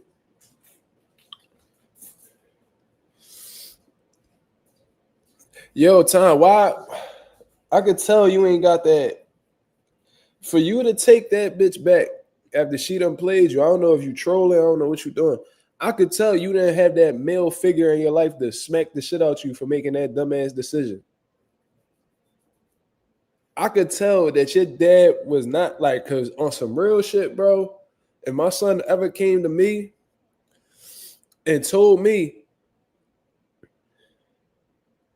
yo, my girlfriend played me, but I'm going to take her back, I will rattle the shit out that nigga. Like, bro, you don't respect yourself, bro. Tom, you don't respect yourself, bro. If she played you, yeah, she showing you she a whore. The fuck is you talking about, man? She showing you she a whore, Tom. So you one of them type niggas that like, oh, she said she's sorry, so you know what? Probably leave the crib and she get her shit scraped. Got her legs behind her head. There be niggas in her crib putting her in a pretzel. But she haven't cheated again. How you know?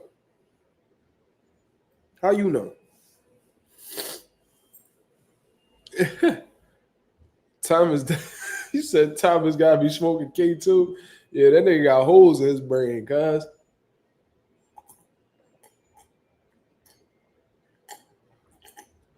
Told my son, yo, I ever see you with that bitch again, I'm gonna open hand you.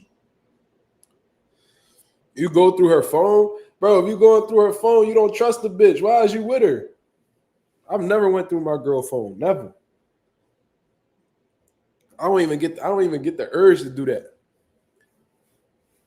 Cause it's like if she doing something, she gonna get caught up. Somebody gonna say something. Something's gonna reveal itself. You know what I'm saying? If you going through her phone, you don't trust her, nigga. And a phone not the only way to cheat. She go through your phone. Yeah, y'all shit messy, cuz. Yeah, y'all messy, bro.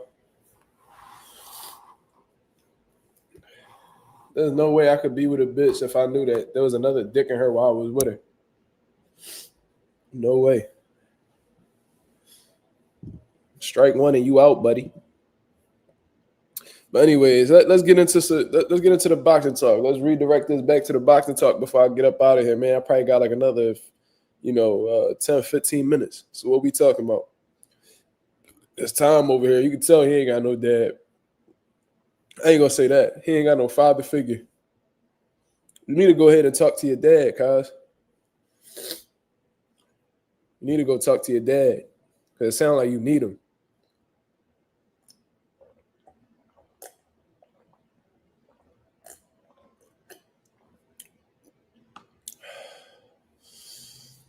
I know what true love is. Okay, let me see what Anonymous said. Let me see.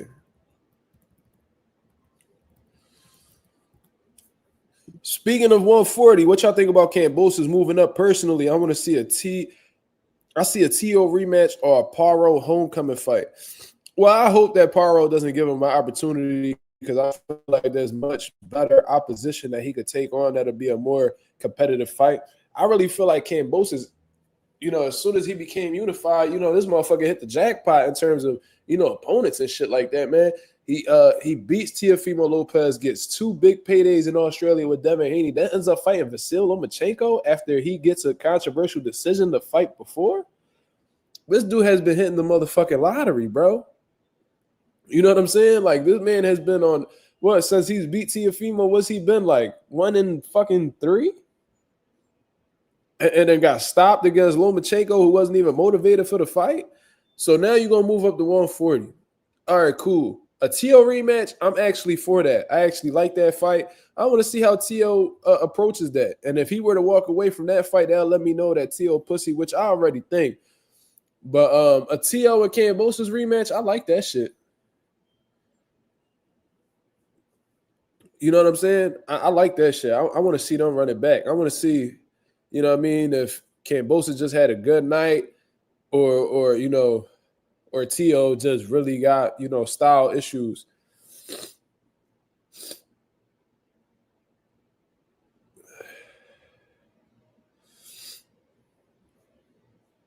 You feel what I'm saying? Let me see what time. Let me see what Ralph say.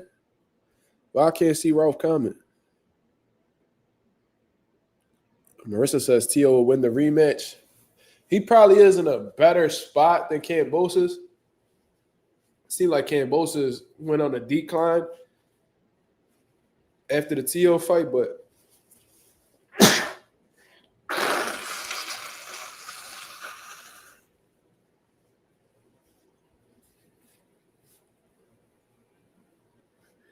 people got T.O. beating him in the rematch. I mean, regardless, I want to see the rematch.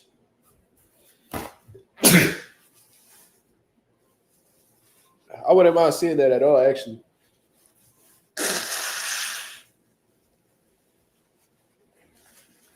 He said T.O. on the decline? Thank you. Thank you for the God bless you. Damn.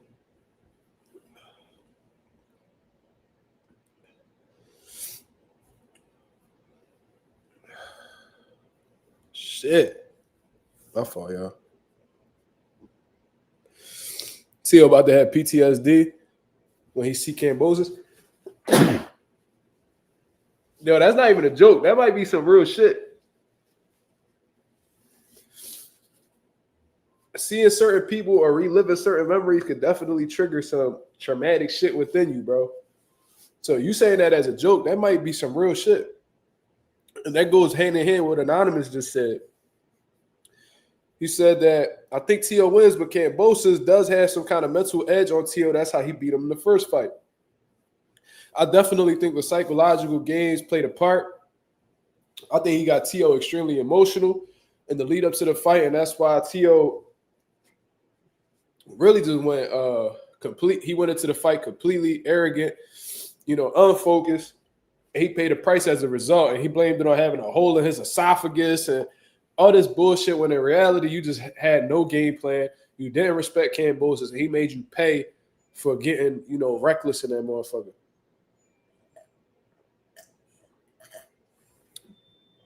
Thank you, Marissa.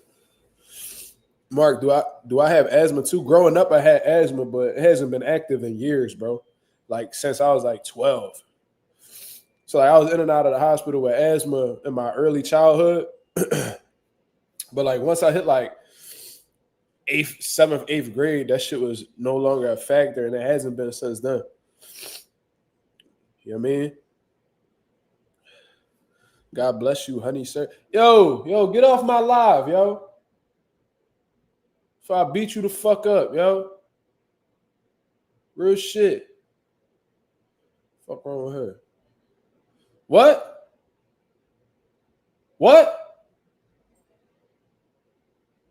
Choke you out, nigga. Fuck off my live.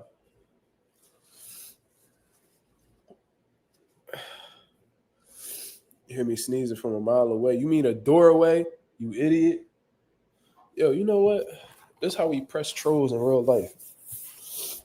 That's how we press trolls in real life. You know what I'm saying? Because I really pull up on niggas on some real nigga shit. Where you at? Yo, on some real shit? On some real shit? Yo, stop playing with me before I really beat you the fuck up in these streets, nigga. You're... Nah, you on my live talking shit. You probably ain't even hit the like button. How about you hit the motherfucking like button if I punch you in your shit? You know what I'm saying? Fuck out of here, nigga. I ain't gonna repeat myself. You're... Yeah? How about that? I ain't gonna say it again. Hit that motherfucking like button. That's why you look like a turtle, young boy. Fuck out of here.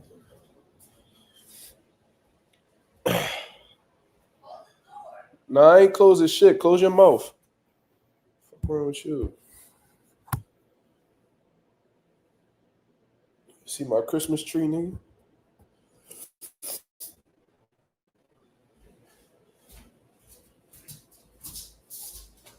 On my Diddy shit, you heard? On my Diddy shit, nigga. Now they trying to paint the picture Clarissa hating. She is hating. This live is trash. It was cool until you start running your mouth. You know what I'm saying?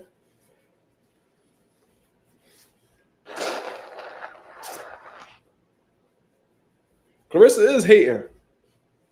How's she not hating? Look, bro. To go out of your way to try to make shit about yourself when it ain't, to let you know that you hating. Oh, that nigga. That's like me hopping up. Like me, I see this one nigga, right? You know, I got a motherfucking I got a Hellcat nigga with some motherfucking 22s, right? Some motherfucking 22s, you know what I'm saying? Then the nigga drive past with a motherfucking a Hellcat with some motherfucking 24s. I'm like, and then I see niggas talking about it online, and I slide in my homie DM talking about, yeah, man, that nigga talking about he had 24s. I don't know though. I think them bitches 20s. You know what I'm saying? You know what I mean? I got the real 22s. You know what I'm saying? Like, you know what I mean? Like niggas trying to say he got the biggest rims. You know, I still got the best rims around. Ain't that hating? Ain't that hating?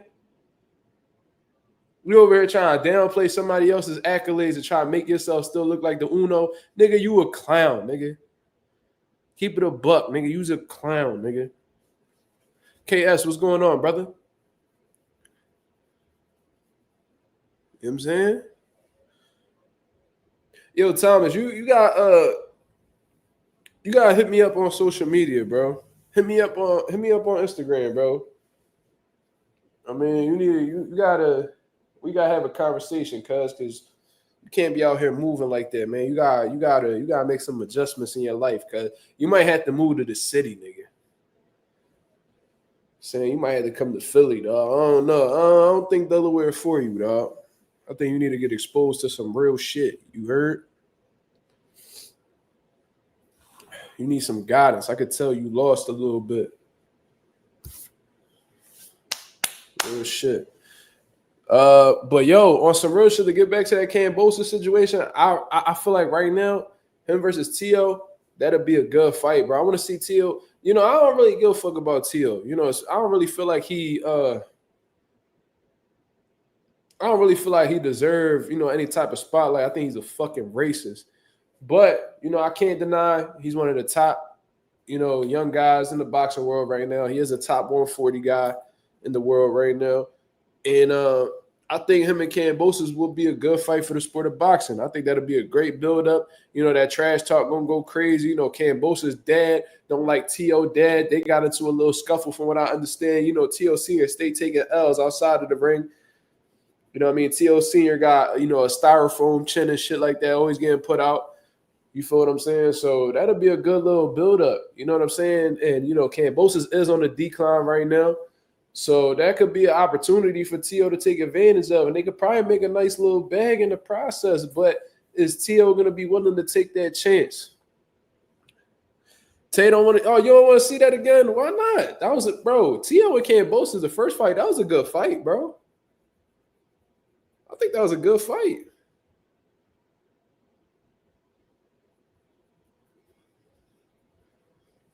Marissa said he gonna get messed up in Philly.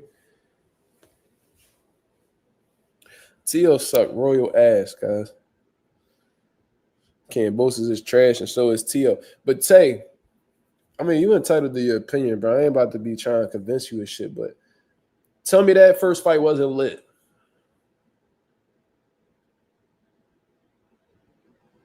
KS said Tia female, in my opinion, won that John versus Kambosos. Really?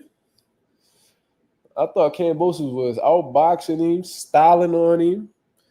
I think he was playing the matador. You know what I'm saying? He was boxing the shit out of T.O., bro, running them into shots, rocking his shit.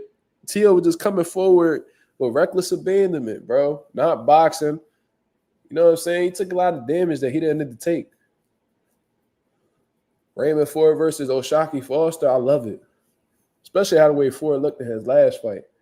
He looked phenomenal. He looked sensational. He looked different at that weight class. He looked energized. He looked strong. He looked precise, powerful. Raymond, yo, look, I had Raymond Ford spar in my gym one time about to be around 2 years ago. And, you know, I always said that Boots was the best fighter I've ever seen at the gym. And that holds true to this day. I never seen somebody as talented as Boots in the gym. But Raymond Ford, bro, he looked sensational in that sparring, bro.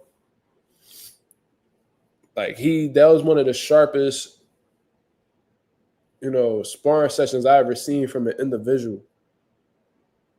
You know what I'm saying? Now, mind you, the guy he sparred wasn't like the most experienced top tier guy. It was actually one of his close friends that, you know, is an amateur right now. But just how the way he looked in there, how fast he looked, his combination punching, you know, it's like he could see the punches before they throw. Just extremely sharp.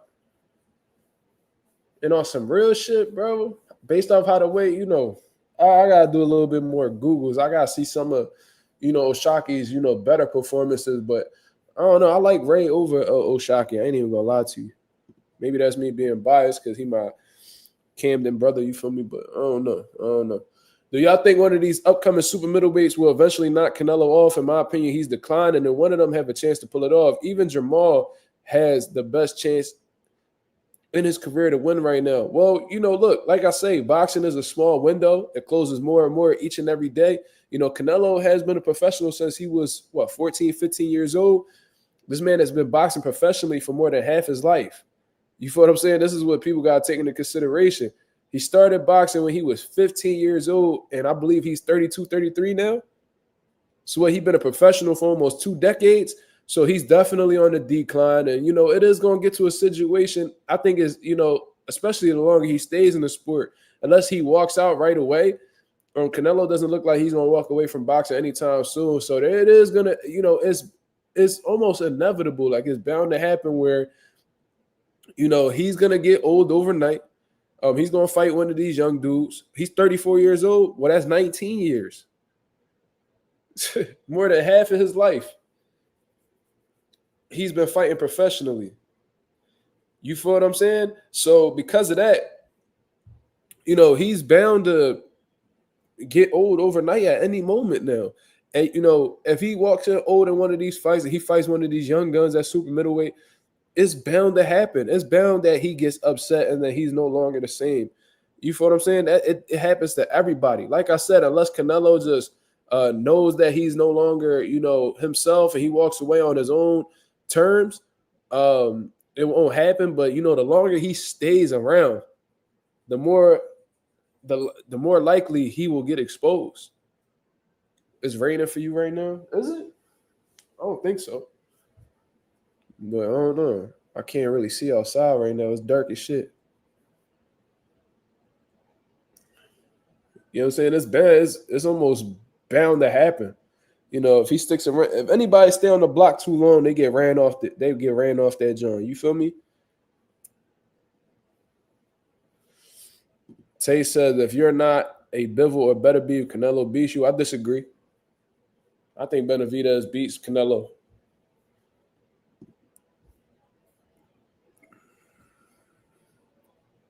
All the fighters that beat Canelo have unlimited gas tanks. And what does Benavidez have, my brother?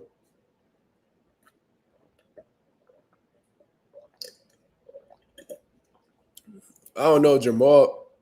Jamal don't got a unlimited gas tank. I seen him get tired against Montiel. What? David Benavidez got gas tank issues? What?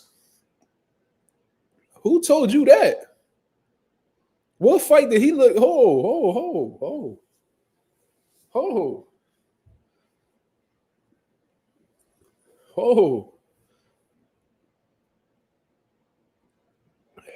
Tay says if Plant didn't gas, he would have beat David Benavidez.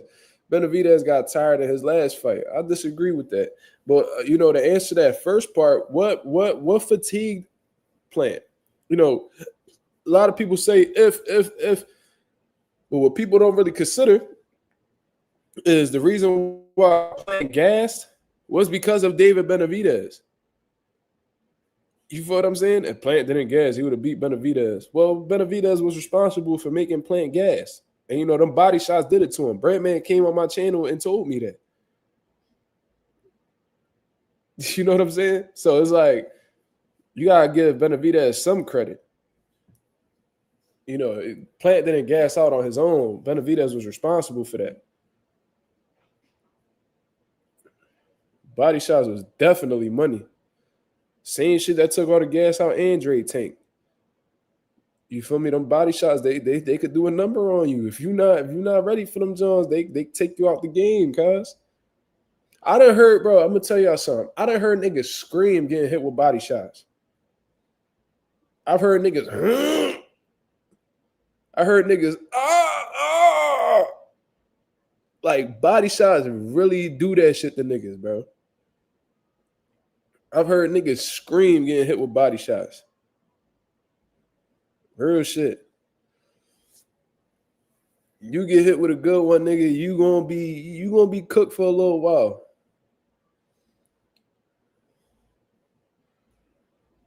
I've heard niggas get hit with body shots and they talking about they can't, they leg fell asleep and shit like that. Like body shots have a weird effect on people.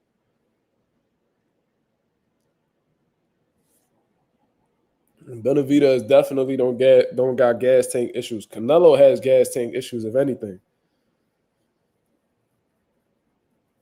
But like I said, everybody entitled to their opinion. You know what I'm saying? Let's get a couple more questions before I get out of here, man. I'm genuinely enjoying this live. This is great conversation. It don't even gotta be about boxing. What's going on in y'all life, man? What's going on in y'all life? Talk to me. It could be boxing related, not boxing related. Who rocked him again? It was Jose Miguel Cotto. If we talking about Canelo, Miguel Cotto, older brother. You feel what I'm saying? Rocked his shit too, but Canelo was a baby when he got hit. I ain't ever see Canelo get rattled like that ever since then, which is pretty fucking impressive.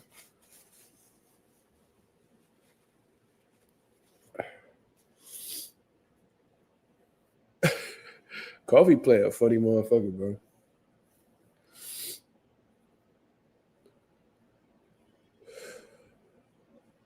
If they fight, I got Canelo stopping David. So you got Canelo stopping David, but he wasn't able to stop Edgar Berlanga. He wasn't able to stop Jermell Charlo. He wasn't able to stop what was that white dude name that Munguia ended up stopping? The motherfucker, the last time, his last stoppage was what? Caleb Plant? He ain't stopping motherfucker son's done. But he's going to stop David Benavidez? I doubt that. John Ryder, exactly.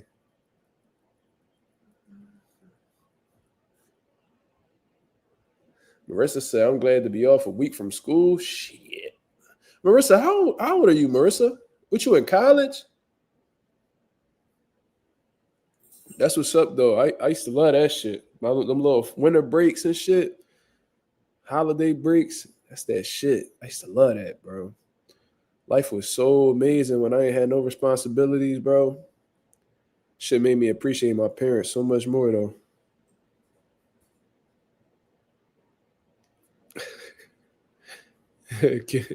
Coffee plant snapping.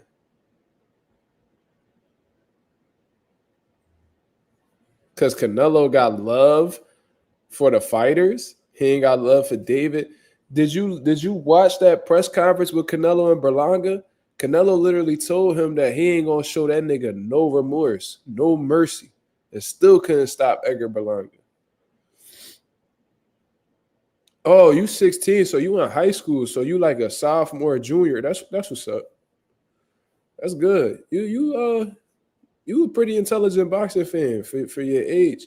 I started talking boxing on YouTube when I was about like 18, and I stopped for a few years, and then I came back like a year and some change ago. So that's what's up, though. Let me see. November 21st is 1 month away from Usyk Fury 2. I can't wait for Usyk to stop that tub of lard. Fury, that boy Anonymous be snapping on Fury on the regular. I ain't mad at it. I back his play 1,000%. But David Benavidez wouldn't even stop Berlanga. Yo, Tay, you's a hater. I'm sorry. Like I'm trying to let you slide with your opinions. You're a hater. You're a hater, bro. That's all there really is to it. I'm sorry. I don't like to call people shit, but you are a hater, sir. If you think that David Benavidez cannot stop Berlanga, you're out your fucking mind. With the lack of defense and with the accumulation of punishment fucking Benavidez will put on Berlanga, you're crazy. That's cool. You said Berlanga gonna be like 215 on fight night. How much you think Benavidez gonna weigh?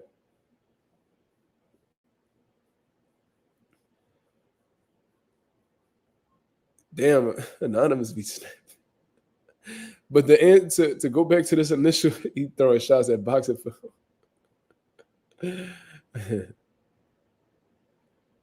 Nigga, he got dropped by a jab how long ago? Y'all niggas still holding on to that shit, bro?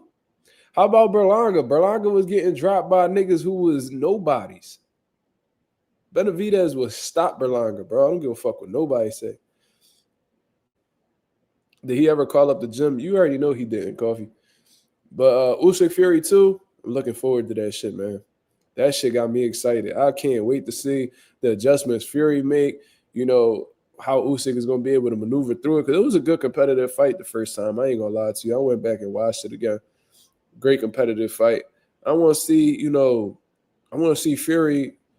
I want to see what adjustments he's going to make in this fight. Because obviously the first time it didn't work. So is he going to do much more of the same? Is he going to be more aggressive? He's going to turn this into a brawl. like he did with Wilder. Like, how he gonna do this? Because now Usyk is so confident in his abilities. Not only does he know that he can outbox Fury, but he knows that he can hurt him. So I think that the psychological advantage is on Usyk's side, but Fury done been through some shit and done made it out. So, if somebody's battle tested and, could, weather the storm and come out on top, it's Tyson Fury. But I think Usyk gonna come off with that. But if he stops Fury, ooh-wee.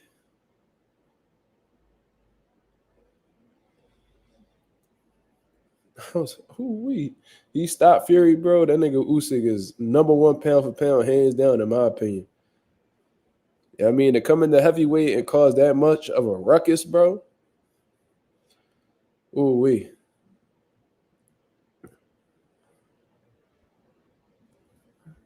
Drinking Bud Light is nasty. Who drinking Bud Light? Tay said, do you think judges have to explain their scorecards? That's actually a really good fucking question, Tay. If it's controversial and like a lot of people seem to disagree with it, I do feel like judges should explain their case. Yes. I feel like a lot of judges, they just put out these bullshit scorecards and then they could just ride off into the sunset, not face any type of penalties, not face any type of criticism, they're not obligated to do any type of interviews, no type of reasoning, any of that. You feel what I'm saying? I really feel like, when judges do bullshit, their feet need to be held to the fire, bro. They need to be investigated. Yes, they need to. Bro, how the fuck did you see this person win this many rounds? What was you watching? They need to be criticized. They need to be penalized. Shit, a lot of them need to be fired when they do bullshit like this. It seems like judges, they could just do whatever the fuck they want, go about shit however they want. It's almost like them NBA refs. I mean, they be having personal vendettas against certain players, and they'll go out of their way to call every little bullshit call on them and just fuck up the whole dynamic of the game. That's what happens when you give these weak niggas just a little bit of power. You feel me? Slim versus Gibb next, bro. Don't even ask me no shit like that, bro. I don't watch these cornball ass niggas. Who the fuck is Slim? Who the fuck is Gibb? I don't know neither one of them. I could give a fuck about neither one of them, bro. The fact that you know them by their name like that and you know that they fighting next week, whew, that's sad. They should not be a relevant topic if you a real boxing fan, bro. I'm sorry.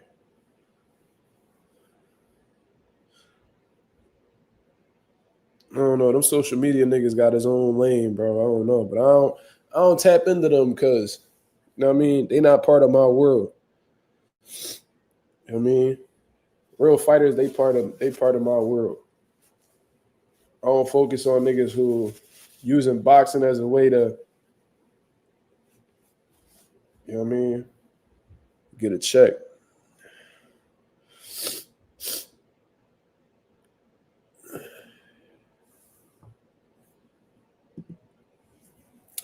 Are my questions in this chat a lot better than interviewers that interview fighters? Yes. On some real shit, bro. And I know I've been having people reach out to me and be like, yo, bro, you do some pretty, like Greg Hackett had reached out to me. He even told me at the end of the interview, he was like, yo, bro, this shit, this live, this interview was a lot better than I thought. Then he reached out to me after the fact and like, yo, that was good shit, bro. You know what I'm saying? I'm pretty good with interviews, bro. It's just like, I don't know, bro. Like, I don't know if it's an ego thing with me or I just be hesitating too much. But, I had the opportunity to like interview, like, well, mind you, my phone was about to die and shit. So I wasn't able to record, but, I could have interviewed Bozy and Booth. I just feel like the time ain't really right for those interviews right now. I don't know. I got to get back on my interview shit for sure, though. I was trying to bring Blair on here, Blair the Flair. I think that shit'll be fucking hilarious. I think he's a funny motherfucker, bro. I think that would be a really funny ass interview.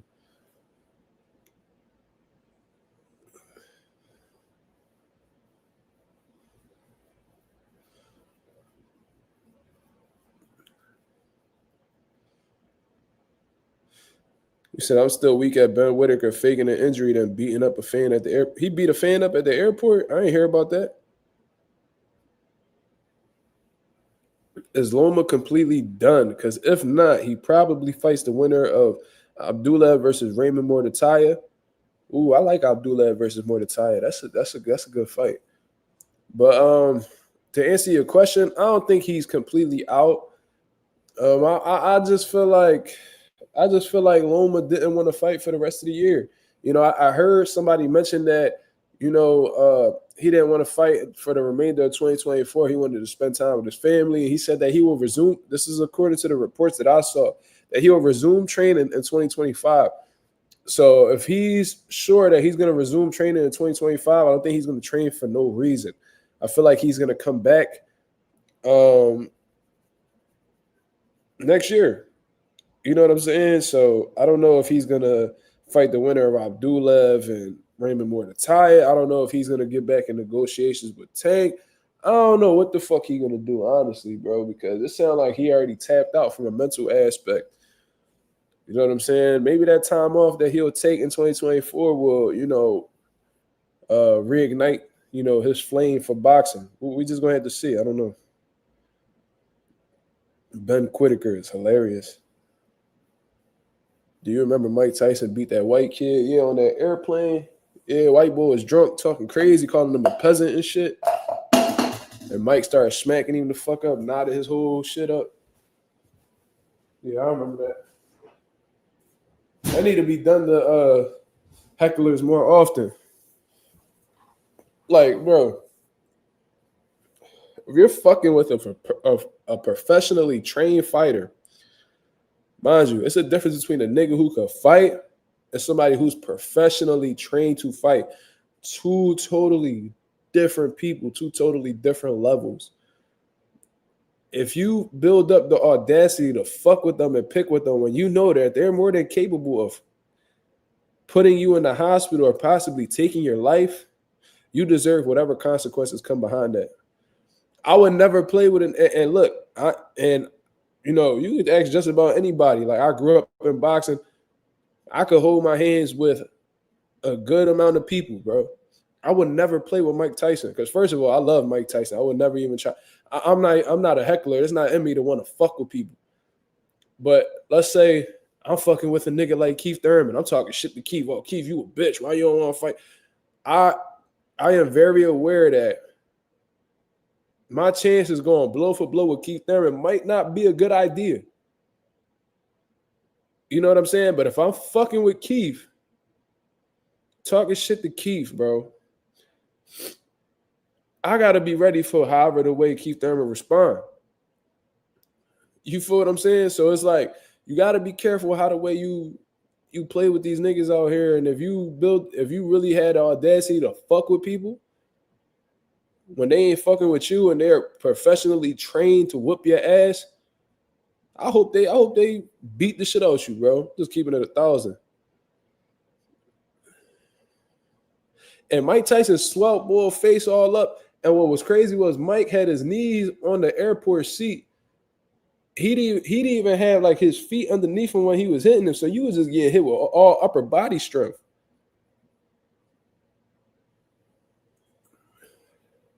Tay said, I wouldn't talk crazy to Bud, but I'll get on that with Bernie. Well, Bernie, an ex-professional fighter, so, he know how to throw hands too, so you better be ready to deal with Bernie hands.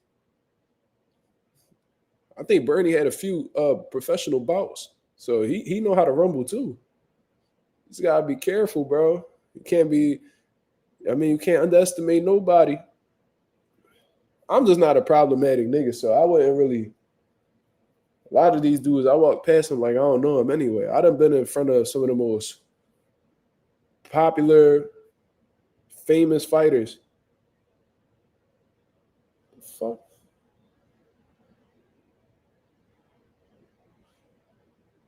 Why I feel like this building's shaking, cuz?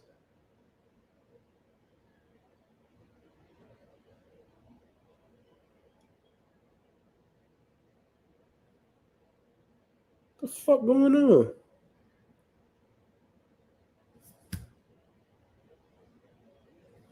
Is there an earthquake out this motherfucker?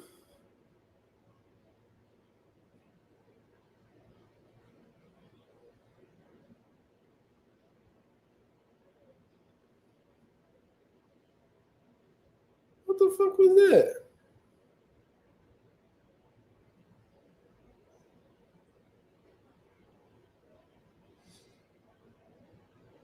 And it stopped.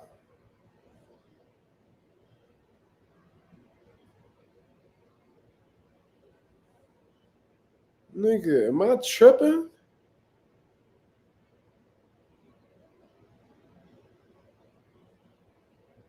Hell no. Ain't no way. Hold the fuck up.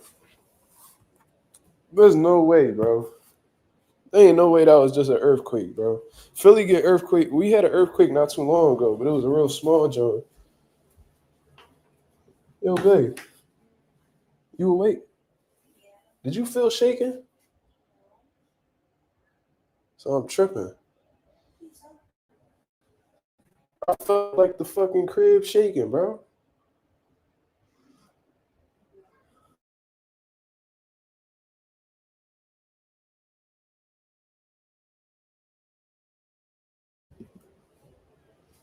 I don't know, y'all. That was something weird. I experienced 2 earthquakes while I was in Philly. One, I was asleep and it woke me up out of my sleep. It was a little light jump. And then back at my old job, this was probably like 4 or 5 months ago, probably around like 4 months ago. The whole building was like shaking a little bit. And it was like, oh no, that's the train because we had the sub that's underneath the building.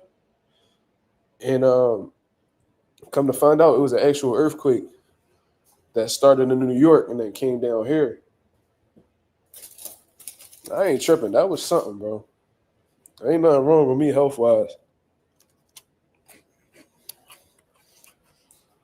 I'm about to hit the internet real quick. Hold the fuck up.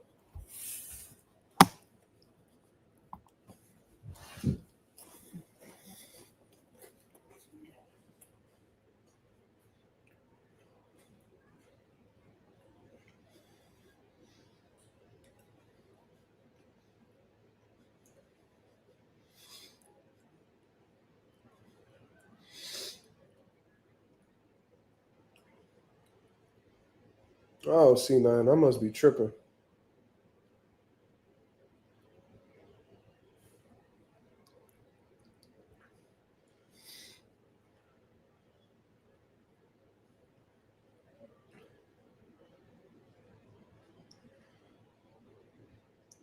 Yeah, I'm bugging. I don't see nobody talking about it. Might have been the neighbors downstairs. Who fucking knows? Putin might be getting active.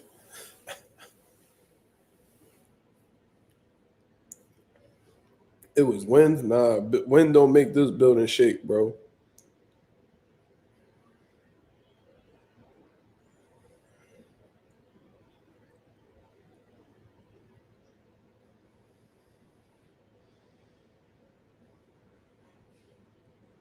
It says 2.3 magnitude earthquake strikes Connecticut.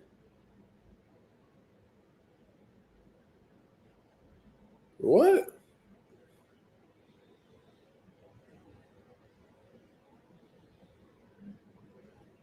But it's 2.3 earthquake in Connecticut able to shake shit over here? I don't think so.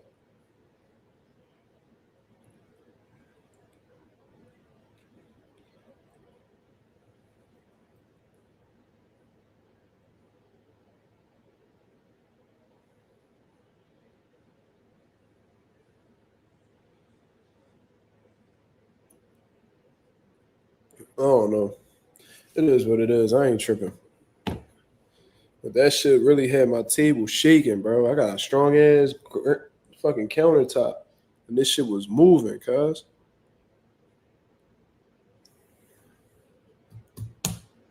Oh well. It is what it is. I'm gonna get up out of here, man. I appreciate everybody that came through and showed love to the channel. We've been on here for 2 hours. You feel what I'm saying? So shout out to the nation and the mob for coming through and showing love. We had some great viewership throughout the entire live. I'm highly appreciative. Y'all can hit the like button on the way out. That'd be very much appreciated. If you're new to the channel, please like the video. Please subscribe to the channel. We do this on a regular basis, man. We talk good boxing. We knowledgeable over here. We got a great community as well that really breaks down the sport to a science. So appreciate you guys coming through, and I hope that you stay. In the meantime, this is MarkMazuma TV. Be on the lookout for another video, another live tomorrow tomorrow night. Until then, this is Marcus Rosa with MarkMazuma TV. Y'all have a blessed, beautiful night. I'm out of here, man. Peace.